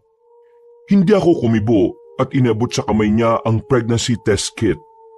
Nagulat pa ito nang makita ang 20 linya. Buntis ako. Ha? Totoo ba ito? Kaya ba masama ang pakiramdam mo? Oo. Ang problema ko, hindi ko alam kung paano ko sasabihin sa magulang ko ang tungkol sa pagbubuntis ko. Sasamahan kita. Huwag kang matakot dahil nandito ako. Hindi kita iiwanan at pababayaan. Maraming salamat. Hindi ko in-expect na mabubuntis ako kahit na isang beses pa lang nating ginawa ang bagay na yun. Hindi ko rin inaasahan pero kung alam mo lang kung gaano ko kasaya ngayon sa binalita mo. Akala ko nga magagalit ka Ha? Bakit naman ako magagalit? Alam ko na sa akin yan. Nung araw na yon ay nawala ang pangamba ko, Kabanong. Napalitan ng saya dahil handa naman pala si Rovin na panagutan ng dinadala ko. Araw ng linggo nang umuwi kami ni Rovin sa bahay ng magulang ko. Ang lapad ng ngiti nila nang makita ko. Masaya sila dahil naisipan kong dalawin sila. Nay, Tay, si Rovin nga po pala, boyfriend ko. Agad na nagmano si Rovin sa mga magulang ko. Hindi na kami nagpaligoy-ligoy kaya sinabi namin sa kanila ang totoong dahilan kung bakit kami dumalaw. Kagaya ng inaasahan ay gulat na gulat ang dalawang matanda sa ibinalita namin. Pero masaya ako dahil hindi ko sila nabakasan ng galit. Isa lang ang ipinakiusap ng magulang ko sa amin. Dahil mga matatandang tao sila kaya may sinusunod na tradisyon. Gusto nila na ikasal kami para hindi raw nakakaya sa mga kamag-anakan namin. Hinintay ko ang reaksyon ni Rovin. Hindi naman ito tumutol kaya sinimulan na naming pag-usapan at pagplanuhan ng tungkol sa kasalang magaganap. Sigurado ka na ba na magpapakasal ka na talaga? Oo, wala naman akong pagpipilian. Hindi ako pwedeng sumuway sa mga magulang ko. Ay nako. Pero alam mo, sa totoo lang, masayang masaya ako dahil sa wakas ay makakapag-asawa ka na. Hindi ko nga alam kung paano kong natisod yang si Doc eh. Tsaka ko na may nakita siyang kakaiba't espesyal sa'yo, kaya kanya nagustuhan at minahal, no? Basta ha, huwag kang mawawala sa kasal ko. Sabi mo nun, ikaw ang mag-aayos sa akin kapag kinasal ako. Oo naman. Hindi ko naman makakalimutan yon. Lumipas ang isang buwan, nagsisimula na akong maglihi kaya naman pansamantala ay pinatigil muna ako ni Rovin sa trabaho. Dahil buntis ako, kaya madali rin daw akong makapitan ng mga sakit. Kaya pumayag na rin ako sa mungkahi niya na mag-leave muna. Nanatili ako sa bahay at paminsan-minsan ay sinasamahan niya ako sa gabi. Sa bahay ko siya natutulog para kahit papaano ay may kasama ako at nababantayan niya ako. Hanggang isang gabi ay magkatabi na kaming nakahiga sa kama. Nakayakap siya ng maigpit sa akin. Malinsangan ng gabing yon kaya naman hindi ako dalawin ng antok. Ilang sandali pa ay may narinig akong lumagapak sa ibabaw ng bubong. Kahit na madalas ko na yun naririnig ay nakakaramdam pa rin ako ng takot. Wala pa naman sa tabi ko ang bawang at asin dahil pinaalis ni Rovin sa akin. Han, naririnig mo ba yung naglalakad sa bubong? Oo, naririnig ko. Huwag mo nalang pansinin. Aalis din yan. Natatakot ako eh. Baka pwede mong bugawin saglit. Sabi ni Sunny, sabuyan daw ng asin o bawang para mabulabog at umalis. O sige, lalabasin ko lang saglit. Dito ka lang ha. Huwag kang aalis dito. Bumangon si Rovin saka lumabas ng kwarto habang ako ay nakikiramdam sa paligid. Ilang sandali pa, narinig ko na may pakpak na pumagaspas at saka nawala ang presensya na kung sino mang naglalakad sa bubong. Laking pasalamat ko nang pumasok sa kwarto si Rovin. Wala na, binugaw ko na. Nakita mo ba kung anong klase yung nasa bubong? Malaking ibon lang yung nakita ko. Lumipad na kasi. Ang galing mo naman at napaalis mo. Ilang buwan ko nang naririnig yan eh. Parang lagi akong dinadalaw. Normal na may dumadalaw na aswang kapag may buntis. Aswang? Totoo ba ang mga aswang? Oo naman. Nakita ko nga kaya alam kong aswang yun na nagbago ng anyo bilang malaking ibon eh. Hindi ka natakot? Hindi. Bakit naman ako matatakot? Sila dapat na matakot sa akin, no? O sige na, matulog ka na. Iwasan mo magpuyat para hindi makasama sa baby natin. Gusto ko, kapag lumabas siya, malusog siya. Oo, sige. Tara matulog na tayo. May pasok ka pa pala bukas. Simula nang bugawin ni Rovin ng malaking ibon na dumadalaw sa akin ay hindi na yun bumalik. Kaya kahit wala si Rovin sa bahay na tinutuluyan ko ay napanatag ang loob ko. Naging mahimbing ang tulog ko ng mga sumunod na gabi. Lumipas ang 2 linggo, bumiyay kami ni Rovin pauwi sa probinsya nila, kung saan nakatira ang mga magulang niya at lahat ng kamag-anak. Nasabi na raw niya sa magulang ang tungkol sa relasyon namin at ipinagbubuntis ko. Kaya naman ginusto ng magulang niya na umuwi kami doon para naman makilala nila ako at ang sabi pa ni Robin, doon daw gaganapin ang kasal namin. Halos nag-aagaw na ang dilim at liwanag na makarating kami sa probinsya nila Robin. Una pa lang na pagtapak ko sa lugar ay napansin ko kagad ang seryoso at kakaibang titig sa akin ng mga taong naroon. Ninitian ko sila pero nanatili silang seryoso. Agad ako nagmano sa magulang ni Robin nang ipakilala niya ako. Mabuti naman at nakauwi na kayo dito, iha. Ako nga pala ang aba ni Robin at ito naman ang aking may bahay. Dahil magiging kasabi ka na ng aming pamilya, kaya tawagin mo na lang akong tatay at nanay naman ang itawag mo sa aking magandang asawa. Opo, Tay. Maraming salamat po sa maluwalhating pagtanggap sa akin. O tara, kumain na muna tayo. Alam kong gutom na kayo. Tamang-tama, nagluto kami ng tinolang manok na Tagalog. Habang nasa lamesa kaming apat kabanong ay todo asikaso ni Robin sa akin. Kulang na lang nasubuan ako nito. Nang sumubo ako ng kanin na may sabaw at gulay ay muntikan ko nang mailuwa ang kinain ko. Walang lasa ang pagkain at malansa ang amoy. Napatingin naman sa akin ang tatlo. Dahil sa hiya, kaya hindi ko nagawang iluwa ang pagkain. Kahit hirap ako, ay pinilit kong lunukin ang pagkain. Ang sarap ng tinola. Namiss ko po ito sobra. Ayun, may dugo pa. Ito ang pinakapaborito ko. Alam ko naman na paborito mo yan, iho, kaya nga yan ang niluto ko. Chona, iha, lakasan mo ang kain mo ha. Humigop ka ng mainit na sabaw. Opo, Tay. Nagkasya na lang ako sa gulay at kanin. Pinagmasdan ko na lang si Robin habang maganang sumusubo ng pagkain. Gusto ko sanang itanong kung may asin o pati sila pero baka isipin nila na matabang ang luto nila kaya hindi na ako nagtanong pa. Nabusog ako nang uminom ako ng maraming tubig. Buti na lang at may dala akong biskwit kaya pagpasok ko sa kwarto ay yun na lang ang kinain ko. Unang gabi na pananatili ko sa bahay nila Robin, namamaya ko kaya malalim na ang gabi ay nanatili pa rin akong gising. Tumagilid ako ng higa. Naghahanap ako ng maayos na pwesto para makatulog ako. Papikit na sana ako na makarinig ako ng tila alulong sa labas ng bintana. Umayos ako ng higa at tinitigan ng nakasaradong bintana na gawa sa kahoy. Ilang sandali pa ay muling naulit ang alulong. Lalo kong sinakluban ng takot kaya itinakip ko ang buong kumot sa buo kong katawan.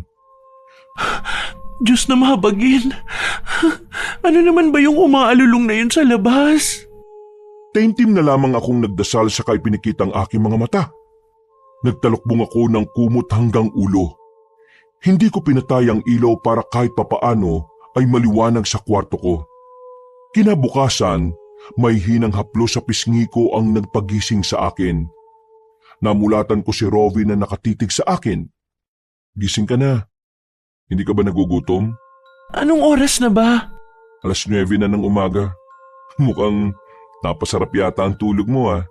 Ang totoo nga niyan, napuyat ako.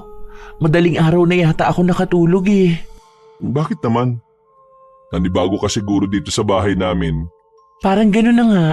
Sa kakagabi, may umaalulong dyan sa labas. Pupuntahan sana kita kaya lang naisip ko na pagod ka sa biyahe kaya hindi na kita ginising at inistorbo. Sa tuwing nakakaramdam ka ng takot, huwag ka magdalawang isip na gisingin ako ha. Sanay na kasi ako sa mga ganyan eh. Sa sobrang sanay ko nga, parang pampatulog ko na yung mga alulong na yun tuwing gabi. Dito ba sa inyo, may aswang din? May naramdaman o narinig ka ba kagabi bukod sa alulong? Wala naman. Walang aswang dito sa amin, kaya ipanatag mo ang loob mo. Kung meron man, ako ang bahala sa kanila. O sige na, bangon ka na para sabay na tayo mag-almusal. Gusto mo buhatin kita? Hindi na, kaya ko na. Magkatabi kami ni Robin sa hapagkainan. Kagaya ng nakagawian ay todo asikaso na naman siya sa akin. Hindi ko gusto ang amoy ng lugaw na nasa mangkok. Malansa at nang tingnan ko ay wala yung luya. Manok ang sahog at tingin ko ay wala rin bawang. Okay lang ba kung tinapay na lang ang kakainin ko? Hindi mo ba gusto itong lugaw? Si nanay ang nagluto niyan. Ito na lang munang tinapay at gatas ang kakainin ko. Alam mo na, naglilihi kaya paiba-iba ang panlasa ko. O sige, ako na lang ang kakain ng lugaw mo. Damihan mo ang kain ha. Ano bang gusto mong ulamin ngayong tanghali? Parang gusto ko ng isda, paksiw o kaya pangat. Damihan ng luya at bawang para masarap. O sige, sasabihin ko kay nanay. Nang sumapit ang tanghali, ay tinawag na kami ni Tatay Fernan para kumain. Busog pa ako kaya sinabi ko na kakain lang ako kapag nakaramdam ako ng gutom. Umalis si Rovin para sunduin ang mananahi na magsusukat sa amin para magawa na kaagad ang mga isusuot namin sa kasal. Eksakto 2:00 ng hapon nang matapos ang ginagawang pagsusukat sa amin. Nakaramdam ako ng gutom kaya pumunta ako sa kusina para magsandok ng kanin at ulam. Pagkabukas ko ng palayok ay hindi ko nagustuhan ng paksiw na isda. Wala man lang yung masarap na aroma. Nakita ko pa na walang luya at bawang at tanging suka lang yata ang nakalagay. Kahit nakakaramdam ng gutom ay nawalan ako ng ganang kumain. Isinauli ko ang plato at uminom na lang ako ng tubig. Hindi ka pa ba kakain? Niluto ni nanay yung request mong paksiw na isda eh. Wala akong ganang kumain. Parang masama ang pakiramdam ko. Medyo nahihilo ako eh. Naku, ganun ba? Ihatid na muna kita sa kwarto mo para makahiga't makapagpahinga ka. Maraming salamat. Pero kailangan mong kumain ha. Pansin ko, simula nang dumating ka dito sa amin, hindi ka na masyadong kumakain. Baka naman pumayat at magkasakit ka niyan. Kung may iba kang gustong kainin ngayon, sabihin mo sa akin at ibibili kita. Huwag ka sanang magagalit ha. Yung paksiw na isda, bakit parang walang bawang at luya na nakalagay? Yun ba? Baka naubusan lang ng sangkap. Hindi pa yata namimili si nanay eh. Ibili mo na lang ako ng tinapay at palaman. Yun na lang ang kakainin ko sa ngayon. O sige, dito ka lang ha. Babalik ako kagad. Wala ka na bang ibang ipabibili? Ikaw na ang bahala. Nang umalis si Rovin ay naiwan ako sa kwarto. Nakakaramdam ako ng inip pero wala naman akong maisip gawin. Hanggang sa may bumulong sa akin na lumabas ng bahay at maglakad-lakad. Makikipagkwentuhan na rin ako sa mga ibang kamag-anak nila Rovin na nakatira lang din malapit sa bahay nila. Pagkalabas ko ay naabutan ko ang 2 may edad na babae sa labas. Nagwawalis ang isa at ang isa naman ay nagsisiga ng mga tuyong dahon na nakatapat sa puno ng mangga. Magiliw akong ngumiti sa kanila at nagsimulang makipagkwentuhan. Pero seryosong tingin lang ang ipinukol nila sa akin saka nagpatuloy sa ginagawa. Naramdaman ko ang malamig na pakikitungo nila sa akin kaya hindi na ako umimik pa. Mabuti na lamang at dumating na si Rovin dala ang mga binili nitong tinapay. Parang ang susungit ng mga tiyahin mo. Huwag mo na lang silang pansinin, mahal. Ganyan lang talaga sila. Hindi lang sila sanay na may mga bisita dito sa amin. Pero mababait naman sila. Naiinip kasi ako dito sa inyo kaya gusto kong lumabas at maglakad-lakad. Kapag gusto mong lumabas, sabihan mo ako para masamahan kita. Tiis ka na lang ha. Ilang linggo na lang at nalalapit na yung kasal natin. Excited ka na ba? Oo. Saka para hindi pa malaki ang tiyan ko kapag kinasal tayo. Baka hindi na magkasya ang gown na susuotin ko. Kahit na lumaki pa yung tiyan mo at tumaba ka, para sa akin, ikaw ang pinakamaganda kong mapapangasawa. Napangiti ako sa tinura ni Rovin. Na mga oras na yon kabanong, pakiramdam ko ako na yata ang pinakamaswerte sa lahat ng mga babae. Wala naman sa hinagap ko na makakakilala ko ng lalaking magmamahal sa akin at handa pa akong pakasalan. Sumapit na ang araw ng aming kasal. Masaya at naluluha ako nang sinalubong ko ang magulang ko. Mga ilang pinsan at kamag-anak pati na rin si Sunny. Wow ha! Napakabongga ng kasal mo! Ang daming bisita at ang daming nilulutong handa. Ganito yata ang handaan sa mga probinsya. Naligo ka na ba? Para masimulan na kitang ayusan, no? Pinapasok silang lahat sa loob ng bahay. Naging magiliw naman sila Tatay Fernan sa pagtanggap sa mga bisita ko. Hindi kami nag-aksaya ng panahon. Pumasok na ako sa kwarto para masimulan na ni Sunny ang pag-aayos sa akin. Siya ang naglagay ng makeup ko.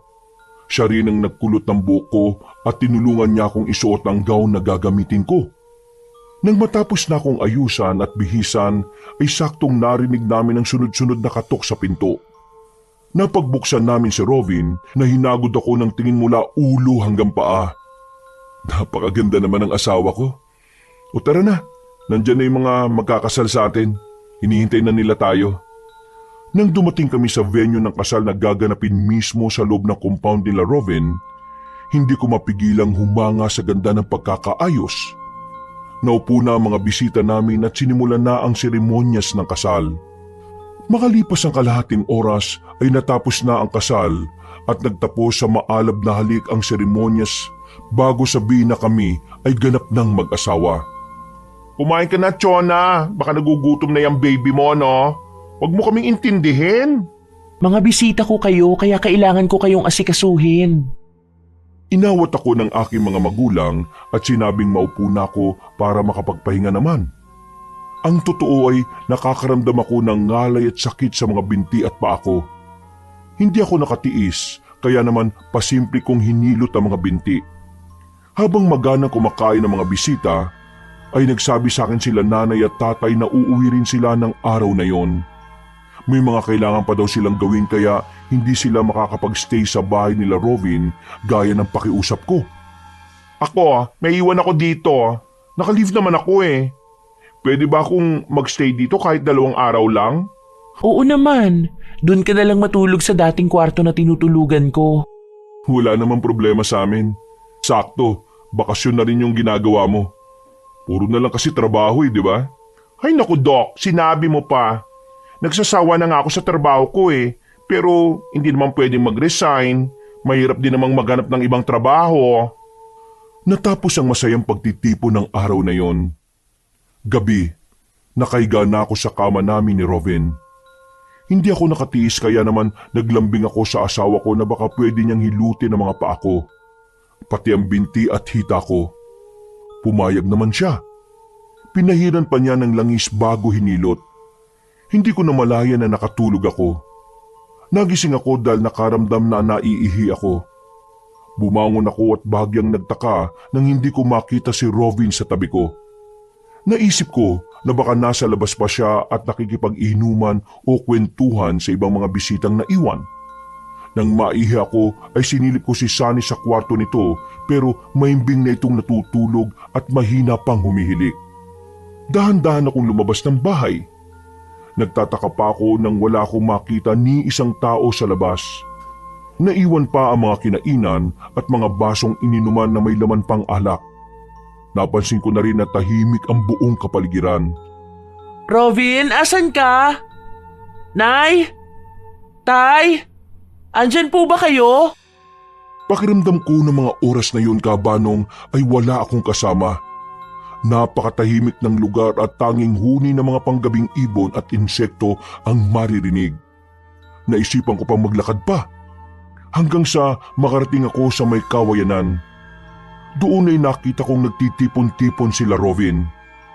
Mga biyenan ko at ibang mga kamag-anak nito. Lalapit na sana ako sa kanila pero natigilan ako nang makita ko na parang may pinagsasaluhan silang kainin. Nang mapansin kong parang lilingon ng isang tiyahin ni Robin ay mabilis akong nagtago sa isang malaking puno. Mula sa pinagtataguan ko ay kitang-kita at dinig na dinig ko na may nginungoy at kinakain sila. Napapitlag pa ako nang makita ng malinaw na isang tao na naghihingalo ang nakahiga sa gitna nila. Naliligo ito sa sariwang dugo at tingin ko ay kulang na ang parte ng katawan nito. Habang abala sila sa pagkain ay nagdesisyon akong bumalik sa bahay. Kailangan kong gisingin si Sunny para makaalis at makatakas kami.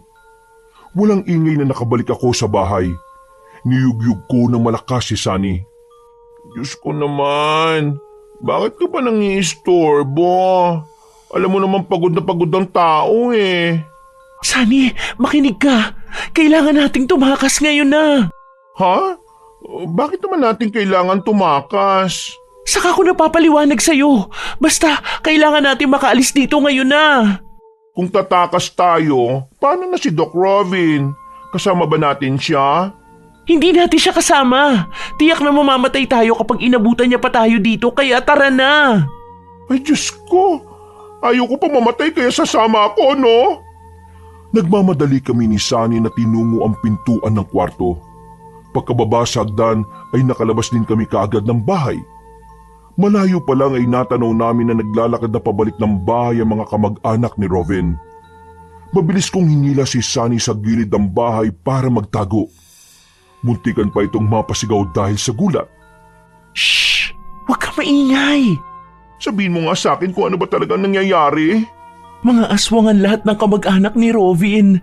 Kitang-kita ko kung paano nila pagsaluhan ng isang lalaking tao kanina. Ano? Totoo ba yan? Oo, kaya nga nagmamadali akong ginising ka eh. Baka tayo naman ang isunod na gawing handa kung nagkataon. Diyos ko po naman. Bakit hindi natin nalaman agad na may laing aswang pala si Doc Robin? Kahit ako hindi makapaniwala. Tara na muna, tumakbo't tumakas na tayo habang wala ng tao dito sa labas. Magkahawak kamay na tumakbo kami ni Sunny. Hindi namin alam kung saan pupunta basta ang naglalaro sa utak ko noon ay makatakas at makalayo kami sa lugar nila Robin. Nang makaramdam ng hapot hingal ay saglit kaming huminto sa pagtakbo. Halos maputulan ako ng hininga sa sobrang pagod at hingal. Jonah, ayos ka lang ba? Kaya mo pa ba? Oo, ayos lang ako. Medyo naninigas lang ang tiyan ko. Baka naman makunan ka pa niyan. Hindi ko alam kung anong gagawin ko. Saan tayo pupunta na hindi nila tayo makikita at masusundan? Hindi ko rin alam pero kailangan nating makahanap ng tutulong sa atin. Naisip ko tuloy, paano pala kung sumabay ako umuwi sa mga bisita mo kanina, di naiwan ka mag-isa dito? Paano ka na kung sakali? Hindi ko rin alam eh. Baka hindi na rin tayo magkikita kung sakali. Ang totoo, natatakot ako lalo na sa kalagayan mo. Pero no choice naman tayo kundi tumakas at tumakbo. Hanapin niyo sila! Huwag kayong titigil hanggat hindi sila nahanap at pakiusap. Huwag niyo silang sasaktan ha. Buo niyo silang dadalhin sa akin. Nagkatinginan kami ni Sunny nang marinig namin ang malakas na boses nito. Agad kaming tumakbo at kahit parang bibigay na ang mga tuhod ko, ay pinilit kong tumakbo para maisalba ang buhay ko. Lakad takbo ang ginawa namin ni Sunny. Paminsan-minsan ay tumitigil ako para habulin ang hininga ko. Tagaktak na ang pawis ko at ganoon din si Sunny. Kailangan natin ng isang bahay na mapagtataguan. Hindi pwedeng tumakbo lang tayo ng tumakbo, no? Kung alam mo lang, sobra ako nag-aalala sa'yo. Ayos lang naman ako. Alam kong hindi ka ayos. Tingnan mo nga yung itsura mo. Namumutla ka na at naliligo ka na sa pawis. Mas okay nang maligo sa pawis kesa maligo sa dugo. Kapag nakita at nahuli tayo, ganun ang mangyayari sa atin kagaya ng nakita ko kanina. Kumamalasing ka nga naman, no? Nakapag-asawa at ikinasal ka nga. Sa isang aswang naman. Kung nalaman ko ng maaga ang tunay niyang pagkatao, hindi sana ako nagpakasal sa kanya. Ganun talaga. Nilihim niya sa'yo eh. Nasa ganun kaming tagpo nang bigla na lang may tumalon sa harapan namin. Isang aswang na sobrang pangit ang itsura.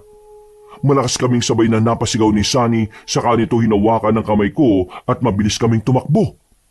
Ramdam namin na nasa likod namin ang aswang kaya kahit gusto ko itong lingunin ay hindi ko magawa. Ilang beses na muntik na kaming mahagip ng aswang. Mabuti na lang at maswerte kaming nakailag. Para hindi na kami masundan pa, ay dumakot ng buhangin si Sunny saka ibinato sa mukha ng aswang. Napuwing ito kaya tumigil to sa paghabol sa amin. Nang makakita kami ng iilang bahay ay nagsabi ako kay Sunny na magpahinga muna kami. Hindi ko pa natatapos ang sasabihin ko ay bigla na lamang akong bumagsak at nawalan ng malay. Mabuti na lang at maaga pa akong nasalo ni Sunny. Diyos ko naman, Jonah! Uy, gumising ka! Tulong! Tulungan niyo kami! Medyo naririnig ko pa ang pagsigaw ni Sunny na yon. Hanggang sa unti-unti na akong mawalan ng malay.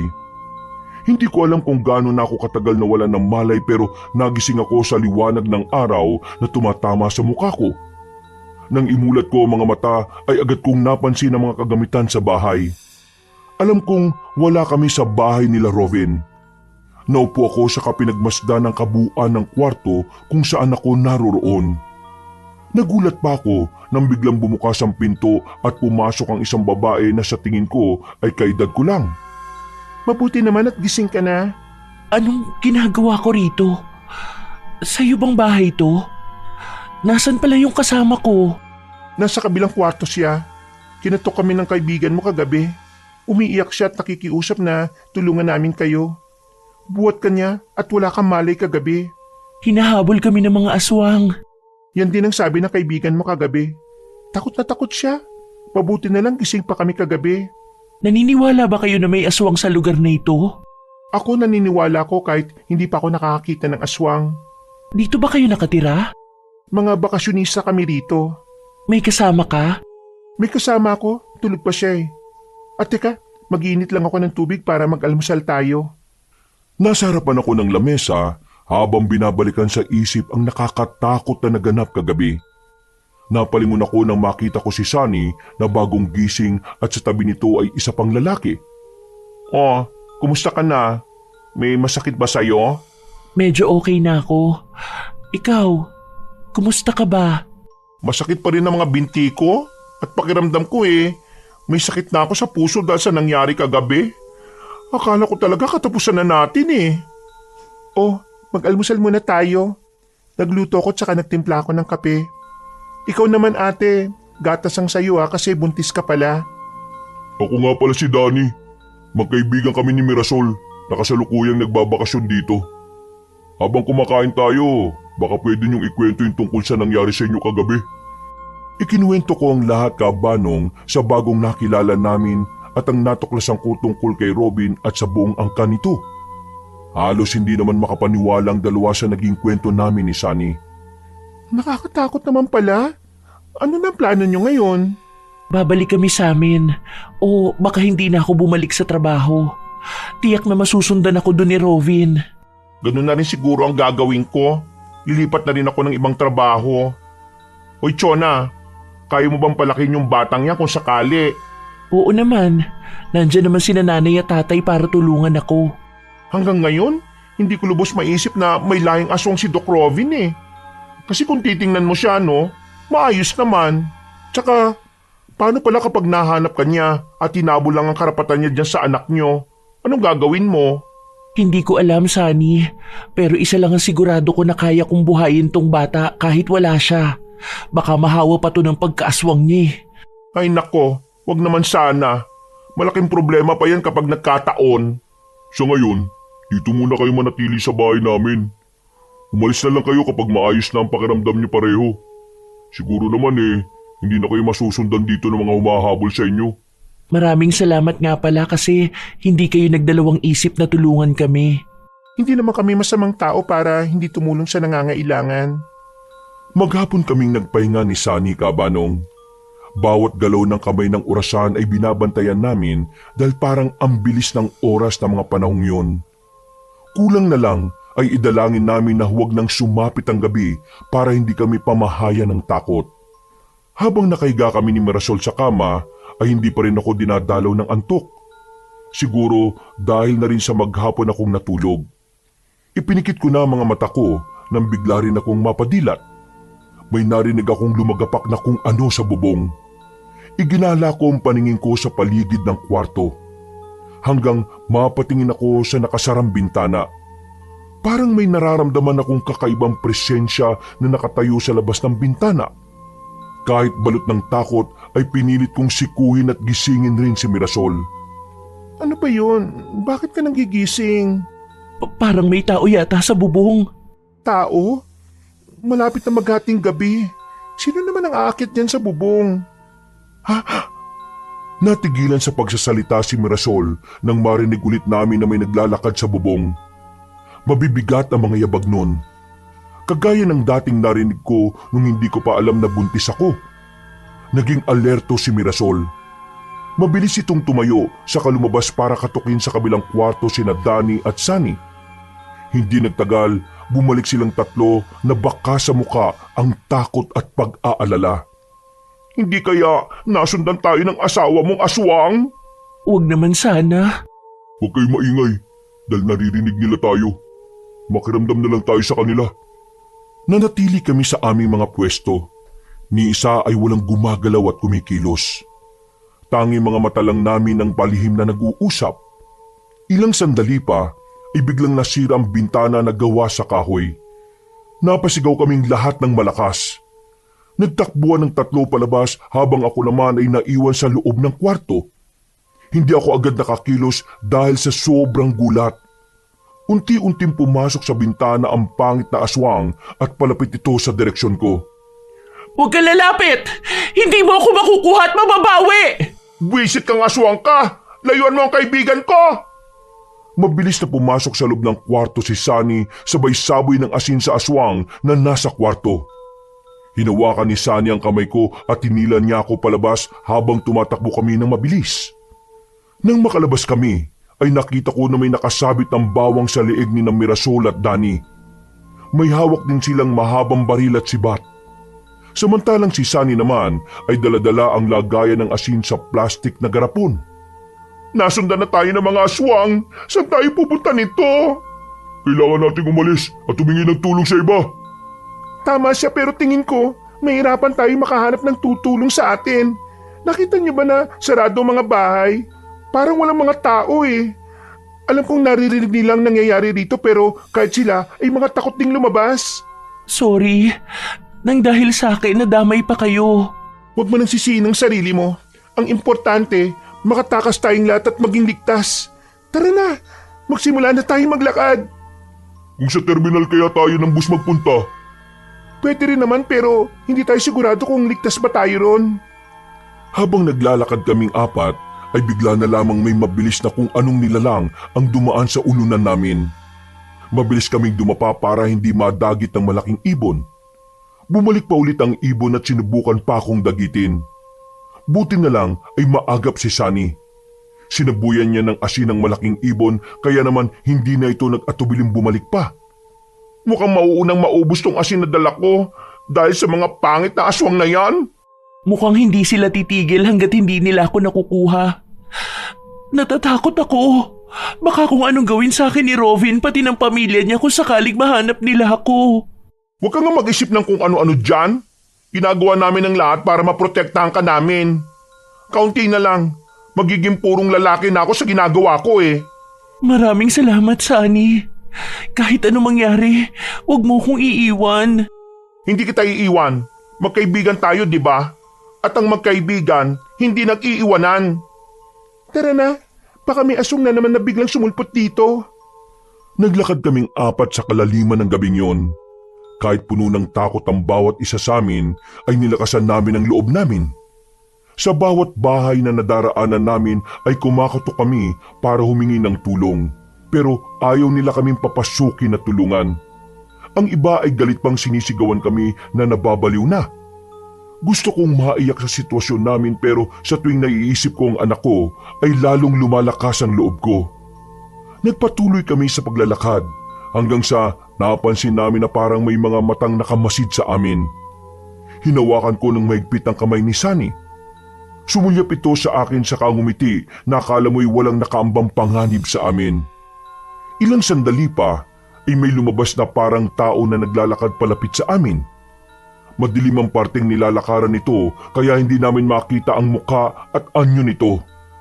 Kagabi ka pa namin hinahanap, iha. Sobrang nag-aalala ang asawa mo sa'yo. Umuwi ka na sa atin. Makakasama sa sanggol na nasa sinapupunan mo ang mga ginagawa mong pagtakas. Hindi po ako sasama sa inyo, Tay. Huwag na matigas ang ulo mo. Mabuti pang sumama ka na sa akin para wala na tayo maging problema. Walang maging problema? Kasalanan ng anak ninyo kung bakit nangyayari ang lahat ng ito. Kung noong una pa lang inamin niya na sa akin ang tunay niyong pagkatao, di sana hindi ako nagulat sa nalaman ko. Sino bang normal na tao ang hindi matatakot kapag nakita ang asawa at buong angkan niya na pinagsasaluhang kainin ng isang tao? Hindi na kayo naawa. Pati ang bisita pinatay niyo at ginawa niyo pang hapunan. Kung sinabi ng anak ko ang tungkol sa lihim na pagkatao namin, tsak na hindi mo yan matatanggap. Parang awa mo na anak, Chona. sumama ka na sa akin. Pag-usapan natin sa bahay ang tungkol dito. Hindi ko siya sasama sa inyo. Kaya wag niyo na siyang pilitin pa. Hoy, wag kang makialam dito, bakla ka ha. Hindi ka parte ng aming pamilya. Kahit sino man, hindi gugustuhin maging parte kayo ng pamilya niya. Mga aswang na pangit na kumakain ng tao. Abat, sinusubukan at ginagalit mo talaga ako ha? Pagkakataon na natin. Mas maganda kung ngayon pa lang, tatakbo na tayo. Kaya takbo na. Hindi kami nag-alinlangan ni Sunny. Mabilis kaming tumakbong apat para matakasan si Tatay Fernan pero mabilis din niya kaming nasundan. Bigla ko na lamang namalaya na nasa tabi ko na siya at sinasabayan kami sa pagtakbo. Nakita ko pang ngumisi ito na lalong nagpadagdag sa nararamdaman kong takot. Hindi ko napansin ang maliit na butas sa lupa kaya naman nang makaapak ako doon ay nadapa ako. Lumingon ng 3 kasama ko sa akin at agad akong binalikan nila Sunny at Danny para tulungang makatayo. Ano, kaya mo pa ba? Ang tiyan ko. Sumasakit ang tiyan ko. Diyos ko po, may dugo! Nakita ko ang pulang sariwang dugo na nasa kamay ni Sunny. Bigla akong nakaramdam ng panghihina at parang namanhid ang buo kong katawan. Kahit ganun pa man, pinilit kong tumayo. Huwag mo munang pilitin ang sarili mo. Paano bang gagawin natin? Wala na kayong magagawa kaya kukunin ko na siya. Hindi! Ayoko! Hindi ako sasama sa inyo! Malakas kong sigaw. Hinarangan ako ng 3 para hindi makuha ni Tatay Fernan.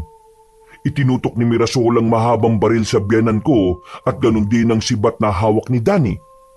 Si Sunny naman ay nakadakot na ng asin mula sa garapon. Nang sumugod si Tatay Fernan ay pinaputukan ni Mirasol ang aswang na agad din naman itong nailagan. Ibinato rin ni Danny ang hawak na sibat pero nahawakan yun ni Tatay Fernan saka ibinato pabalik kay Danny. Tinamaan sa tiyan ng lalaki at tumagos pa hanggang likod nito ang sibat. Danny, hindi maaari ito. Danny, huwag mo akong iwan. Patuloy na malakas na sigaw ni Mirasol. Bumagsak sa lupa si Danny habang patuloy na sumusuka ng dugo. Si Mirasol naman ay pilit tinatapik ang pisngi ni Danny habang malakas na umiiyak. Si Sunny naman ang lakas ng loob na humarap sa aswang. Sinubuyan niya ito ng asin pero parang walang nangyari. Inindalang na matandang aswang ang asin saka ito mabilis na nakalapit sa akin. Bitawan niyo ako! Ayoko sumama sa inyo! Ngunit kahit anong sigaw ko ay wala akong nagawa. Mabilis akong binuhat ni Tatay Fernan saka kami biglang naglaho sa kawalan. Mabilis na lumipad si Tatay habang ako ay nakapikit na lamang at walang patid sa pag-iyak. Nakita ko na lang na nasa bahay na kami nila Rovin. Muli ko na namang nakita ang mga tiyahin niya na kakaiba ang ipinupukol na tingin sa akin. Mabuti naman at nakabalik ka na, mahal kong Chona. Parang awa mo na, Rovin. Pakawalan mo na ako at hayaang makaalis. Ipinapangako ko na hindi ko naman ibubunyag ang sikreto niyo ng pamilya mo. Hindi kita pwedeng pakawalan ng gano'n na lang. Kasal tayo, Chona. May sinumpaan tayong pangako na magsasama habang buhay sa hirap at ginhawa. Kakakasal pa lang natin pero nagawa mo na ako kagad na iwanan? Alam mo ang totoong dahilan kung bakit kita iniwan. Hindi ko na kailangan magpaliwanag kung bakit. Napakatapang naman pala ng asawa ko. Hindi ka magtatagumpay sa plano mo. Chona! Maaga pa kong nasa loob ni Rovin Kabanong. Halos nawawalan na ako ng malay ngunit nararamdaman ko na may lumalabas na dugo mula sa ibang bahagi ng katawan ko. Naamoy pa ni Rovin ang mabangong dugo saka ako binuhat papasok sa kwarto namin. Agad naman bumalik ang malay ko pero nagkunwari na lamang akong wala pa ring malay. Nag-iisip kasi ako kung paano makakatakas ulit. Tiyak na babalikan ako ni Sunny. Ayaw ko na siyang mapahamak pa. Umaga na nang magising ako. Akma na sana akong babangon nang biglang bumukas ang pinto ng kwarto at pumasok si Rovin. May dala itong pagkain at gatas na umuusok pa. Mabuti naman at gising ka na. Kumain ka muna ng almusal. Ayokong kumain. Hindi ako nagugutom. Kailangan mong kumain. Tsak na gutom na yung nasa tiyan mo. Alam kong galit ka sa akin pero pakiusap ko sa'yo. Huwag mong idamay ang anak natin sa galit mo. Sige na, kumain ka na. Huwag kang mag-alala dahil walang lason yan. Bakit mo ba kasi nagawa sa akin na ilihim ang totoo? Dahil alam ko na hindi mo ako magugustuhan at matatanggap kapag inamin ko sa iyo ang totoo. Mahal kita, Chona. At sana patawarin mo ako sa nagawa kong pagsisinungaling sa iyo. Hindi magtatagal at bubuo tayo ng isang pamilya. Nahihibang ka na kung iniisip mo na ganun lang kadali ang lahat. Iwasan mo na magalit at sumigaw. Baka duguin ka na naman kagaya ng kagabi. Sige na, kumain ka na. Iiwan na muna kita dito ha. Lalabas muna ako. Tawagin mo na lang ako kung may kailangan ka pa. Nang lumabas si Robin ay naiwan ako sa loob ng kwarto. Ayaw ko man sanang kainin ang pagkain na hinain niya ay nakaramdam ako ng pagkalam ng sikmura. Kaya napilitan akong kumain. Tinapay at gatas ang kinain ko. Alam na alam ni Robin na hindi ako kakain ng luto nila. Ngayon ko lang din napagtanto na kaya pala walang lasa ang mga ulam nila ay dahil mga aswang sila. Lubang naging kainip-inip sa akin ang maghapong yon. Hindi ako lumabas ng bahay at nagkasya na lamang na tumanaw mula sa bintana nila. Iniisip ko kung paano ako makakatakas na hindi napapansin ng mga kamag-anakan nila na nasa labas lang ng bahay. Sa tuwing titingin sa akin ng mga yon ay umiiwas ako. Sumapit na ang gabi. Pagkatapos kumain at maligo ay nahiga na ako sa kama. Naramdaman ko pang bumukas ang pinto ng kwarto at pumasok si Robin. Tinitigan ako nito saka tumabi sa akin. Niyakap ako ng maigpit at sinimulang dampian ng maliliit na halik. Hindi ako umiwas o tumanggi sa gusto niyang mangyari. Naglalaro sa isip ko na kailangan ko yung gawin para makatakas ako. Gumanti ako ng yakap sa kanya at gumanti rin ako ng halik nito. Ilang sandali pa ay nahubad na ang aming saplot at saka mainit kaming nagniig. Mahimbing na natutulog na si Robin habang ako nakikiramdam sa tabi niya. Pumikit din ako at nagkunwaring natutulog. Nang marinig ko na malalim na ang paghinga niya, ay saka ako dahan-dahang bumangon. Isinuot ko ang mga damit ko at saka walang ingay na lumabas ng kwarto. Panay pa ang tago ko para walang makakita sa akin. Nang makalabas ako ng bahay, saka ako nagmamadaling kumaripas ng takbo palayo. Panay pa ang lingon ko. Muntik pa akong mapasigaw ng malakas nang bumangga ako sa katawan ng tao. Diyos ko naman, Chona! Mabuti na lang at nakatakas ka! Kayo pala yan? Napansin kong dalawa lang sila ni Sunny at Mirasol. Nasaan na si Danny? Bakit hindi niyo siya kasama? Wala na si Sunny. Patay na siya. Inilibing na namin. Nakakalungkot naman ang nangyari sa kanya. Tara na, tumakbo na tayo at baka masundan ka pa ng mga aswang na yan. Mabilis kaming tumakbo palayo pero hindi pa kami gaanong nakakalayo ay narinig na namin ang mga pagaspas ng pakpak sa paligid. Muli na naman kaming sinakluban ng takot. Huwag na kayong lumingon! Tumakbo na lang tayo! Wala pa rin kaming patid sa pagtakbo hanggang sa umarang nasa daraanan namin si Tatay Fernan na nasaan yung aswang. Galit itong nakatitig sa amin na parang inuusig kami. Tantanan niyo na ho kami! Hayaan niyo na kami umalis! Matigas talaga ang ulo mo! Sabi nang hindi ka pwedeng umalis sa poder namin eh! Inutusan ni Tatay Fernan ng mga kalahi niyang aswang na kunin ako. Pero maagap si Sunny. Agad niyang tinusok sa dibdib ng hawak nitong sibat ang isang aswang na muntik nang lumapit sa akin. Napaatungal ng malakas ang aswang saka pumalag. Pilit kumakawala sa pagkakatusok ng sibat pero muling ibinaon ni Sunny ang hawak niya kaya nalugutan ng hininga ang aswang. Lalo namang nagpuyo sa galit si Tatay Fernan. Noong susugod na ito ay mabilis na kinasa ni Mirasol ang hawak na mahabang baril saka ipinutok kay Tatay Fernan. Agad itong napaluhod at nanghihina na tumingin sa amin. Lumabas ang itim na dugo nito sa dibdib na tinamaan ng bala. Hindi kayo sasantuin ng bala ko. Meron yung basbas at dasal ng pari at saka inilubog ko mismo sa agwa bendita ang mga bala niyan. Kaya kung sino man ang aswang natatamaan niyan ay tiyak na mamamatay. Hindi nakayanan ni Tatay Fernan ng sakit kaya wala itong buhay na bumagsak sa lupa. Tara na, tumakbo na tayo. Sa simbahan tayo pumunta. Nakausap na namin ang pari doon at tutulungan niya tayo. Mabilis kaming tumakbo pero hindi talaga papayag si Rovin na makatakas ako. Nakita na lang namin na mula sa himpapawid ay bumaba siya sa lupa habang nasa anyong aswang. Ang hirap mong pakiusapan. Sinabi ko nang huwag kang tumakas pero ginawa mo pa rin. Nakikiusap ako sa'yo. Kung totoong mahal mo ako, hayaan mo ako makaalis at makatakas na. Hindi ako papayag. Akin ka lang at kailangan nating tuparin na magkasama ang sinumpaan natin nung ikinasal tayo. Hibang ka ba talaga? Ayaw na nga niya makasama ang isang aswang na kagaya mo, no? Pagkasabi ni Sunny ay bigla na lamang nakalapit si Rovin dito at saka siya sinakal. Matinding galit ang mababaka sa mukha ni Rovin habang unti-unting pinapatay nito ang kaibigan ko. Nabitiwan ni Sunny ang sibat kaya naman mabilis ko yung kinuha para sana itusok kay Rovin pero mabilis nitong nahawakan ng sibat at saka ibinato sa malayo. Tumilapon pa ako sa lupa at naramdaman ko na sumakit ang balakang at puson ko. Walang iya ka! Ako naman!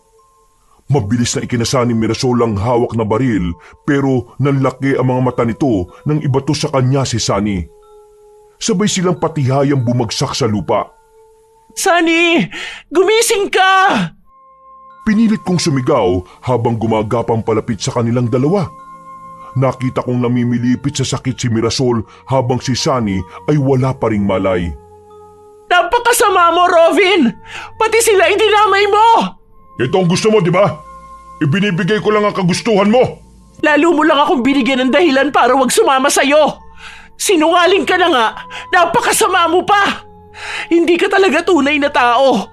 Isa kang halimaw na nagtatago sa anyo ng tao. Walang hiya ka. Pagkatapos kitang mahalin at alagaan, ito lang palang igaganti mo sa akin? Kung ganon, mas maganda na patayin na lang kita. Sinakal ako ni Rovin kaya napaangat ako mula sa lupa. Nahihirapan na akong huminga nang biglang tumayo si Mirasol at sinugod si Rovin. Pinagsusuntok niya ito sa likod habang si Rovin naman ay malakas na humahalakak. Nang kinagat ni Mirasol sa braso si Rovin ay saka lamang ako nito binitiwan. Hinarap naman ito si Mirasol at walang habas na kinalmot sa muka pababa sa liig at dibdib. Wag!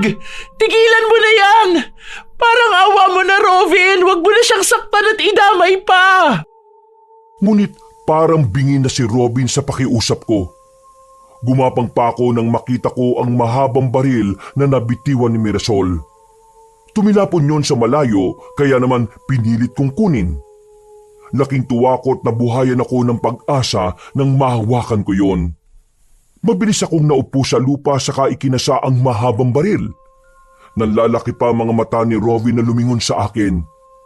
Bago pa ito makalapit ay kinalibit ko na ang gatilyo at tumama yon sa tiyan niya. Nakita kong iba ang naging epekto noon sa kanya. Nakakbang pa ito at pinipilit lumapit sa akin habang nakataas sa mga braso na parabang inaabot ako. Isa pang kasang ginawa ko at pagkalabit muli ng gatilyo ay tumama yon sa dibdib ni Rovin. Doon siya bumagsak at dilat ang mga matang nakatitig sa akin. Wala nang buhay si Rovin. Mabuti na lamang nakaligtas si Mirasol kahit napuruhan ito. Natuklap ang mga balat nito gawa ng matutulis na kuko ni Rovin. Si Sunny naman ay nagkaroon din ng malay kalaunan. Kahit nangihina, ay pinilit naming tumayo para maglakad. Magkakahawak kamay kami hanggang narating namin ang simbahan na sinasabi nila Sunny. Nang kumatok kami sa simbahan, ay malapit ang pumutok ang haring araw. Agad naman kaming pinapasok ng pari at saka tinulungang gamutin ang aming mga sugat. Habang nakatingin ako kay Mirasol at Sunny, ay nararamdaman kong gumagalaw ang sanggol sa sinapupunan ko. Napangiti ako kasabay ng pag-asa na nabuo sa utak ko. Magsisimula akong muli kahit wala na si Rovin. Pagkatapos ng bangungot na nangyari sa aming tatlo, ay magkakasabay kaming bumiyahe pabalik sa mga lugar namin kung saan kami nakatira. Masaya akong sinalubong ng mga magulang ko. Ikinuwento ko sa kanila ang nangyari at tanda nila akong tanggapin sa pagkakamaling nagawa ko. Pagtutulungan namin palakihin ang anak ko at sisikapin naming hindi tumatulad sa ama nitong si Rovin. Ilang buwan ang lumipas, nakapanganak na ako. Si Sunny naman ay lumipat na ng ospital na pinapasukan habang si Mirasol naman ay paminsan-minsang dumadalaw sa aming tahanan. Marami pang lalaki ang nagkagusto at nagpakita ng interes sa akin, Kabanong. Pero mas pinili kong maging single na lang at i-focus sa anak ko ang oras at atensyon ko. Dinala namin sa isang albularyong anak ko at tiningnan kung nagkaroon ba ng lahing aswang ang anak ko. Sa awa naman ng Diyos ay purong tao ang naging anak ko kay Rovin. Hanggang dito na lang ang kwento ko, Kabanong. At sana ay nasiyahan ang mga kabangers at mga kayanggaw ko sa aking karanasan sa buhay. Maraming salamat po at mabuhay tayong lahat. Mga kabangers, mga kayanggaw, Kabanong po uli. Maraming salamat po sa pagsubaybay sa ating magandang kwento ngayong araw. Kung nagustuhan niyo po yung kwento natin, huwag niyo pong kalimutang mag-comment at mag-like at mag-subscribe na rin. Pero kung medyo nabitin po kayo sa kwento natin, maaari po kayong bumisita dun sa isa pang channel natin. Ang pangalan po ng channel natin na yon ay Pamela Clamil. At meron din tayong bagong channel, ang Kabanong version 2.0. Dito, makakapanood na kayo ng mga video na gumagalaw at mga pictures. At meron din tong mga music and effects. Kaya maganda ito, mga kabangers. So, bisitahin niyo po kagad yon at huwag niyo rin pong kalimutang mag-subscribe pagka nagustuhan niyo po yung mga kwento natin doon. And also, don't forget to comment and like. Hanggang sa muling mga kwento, wakas!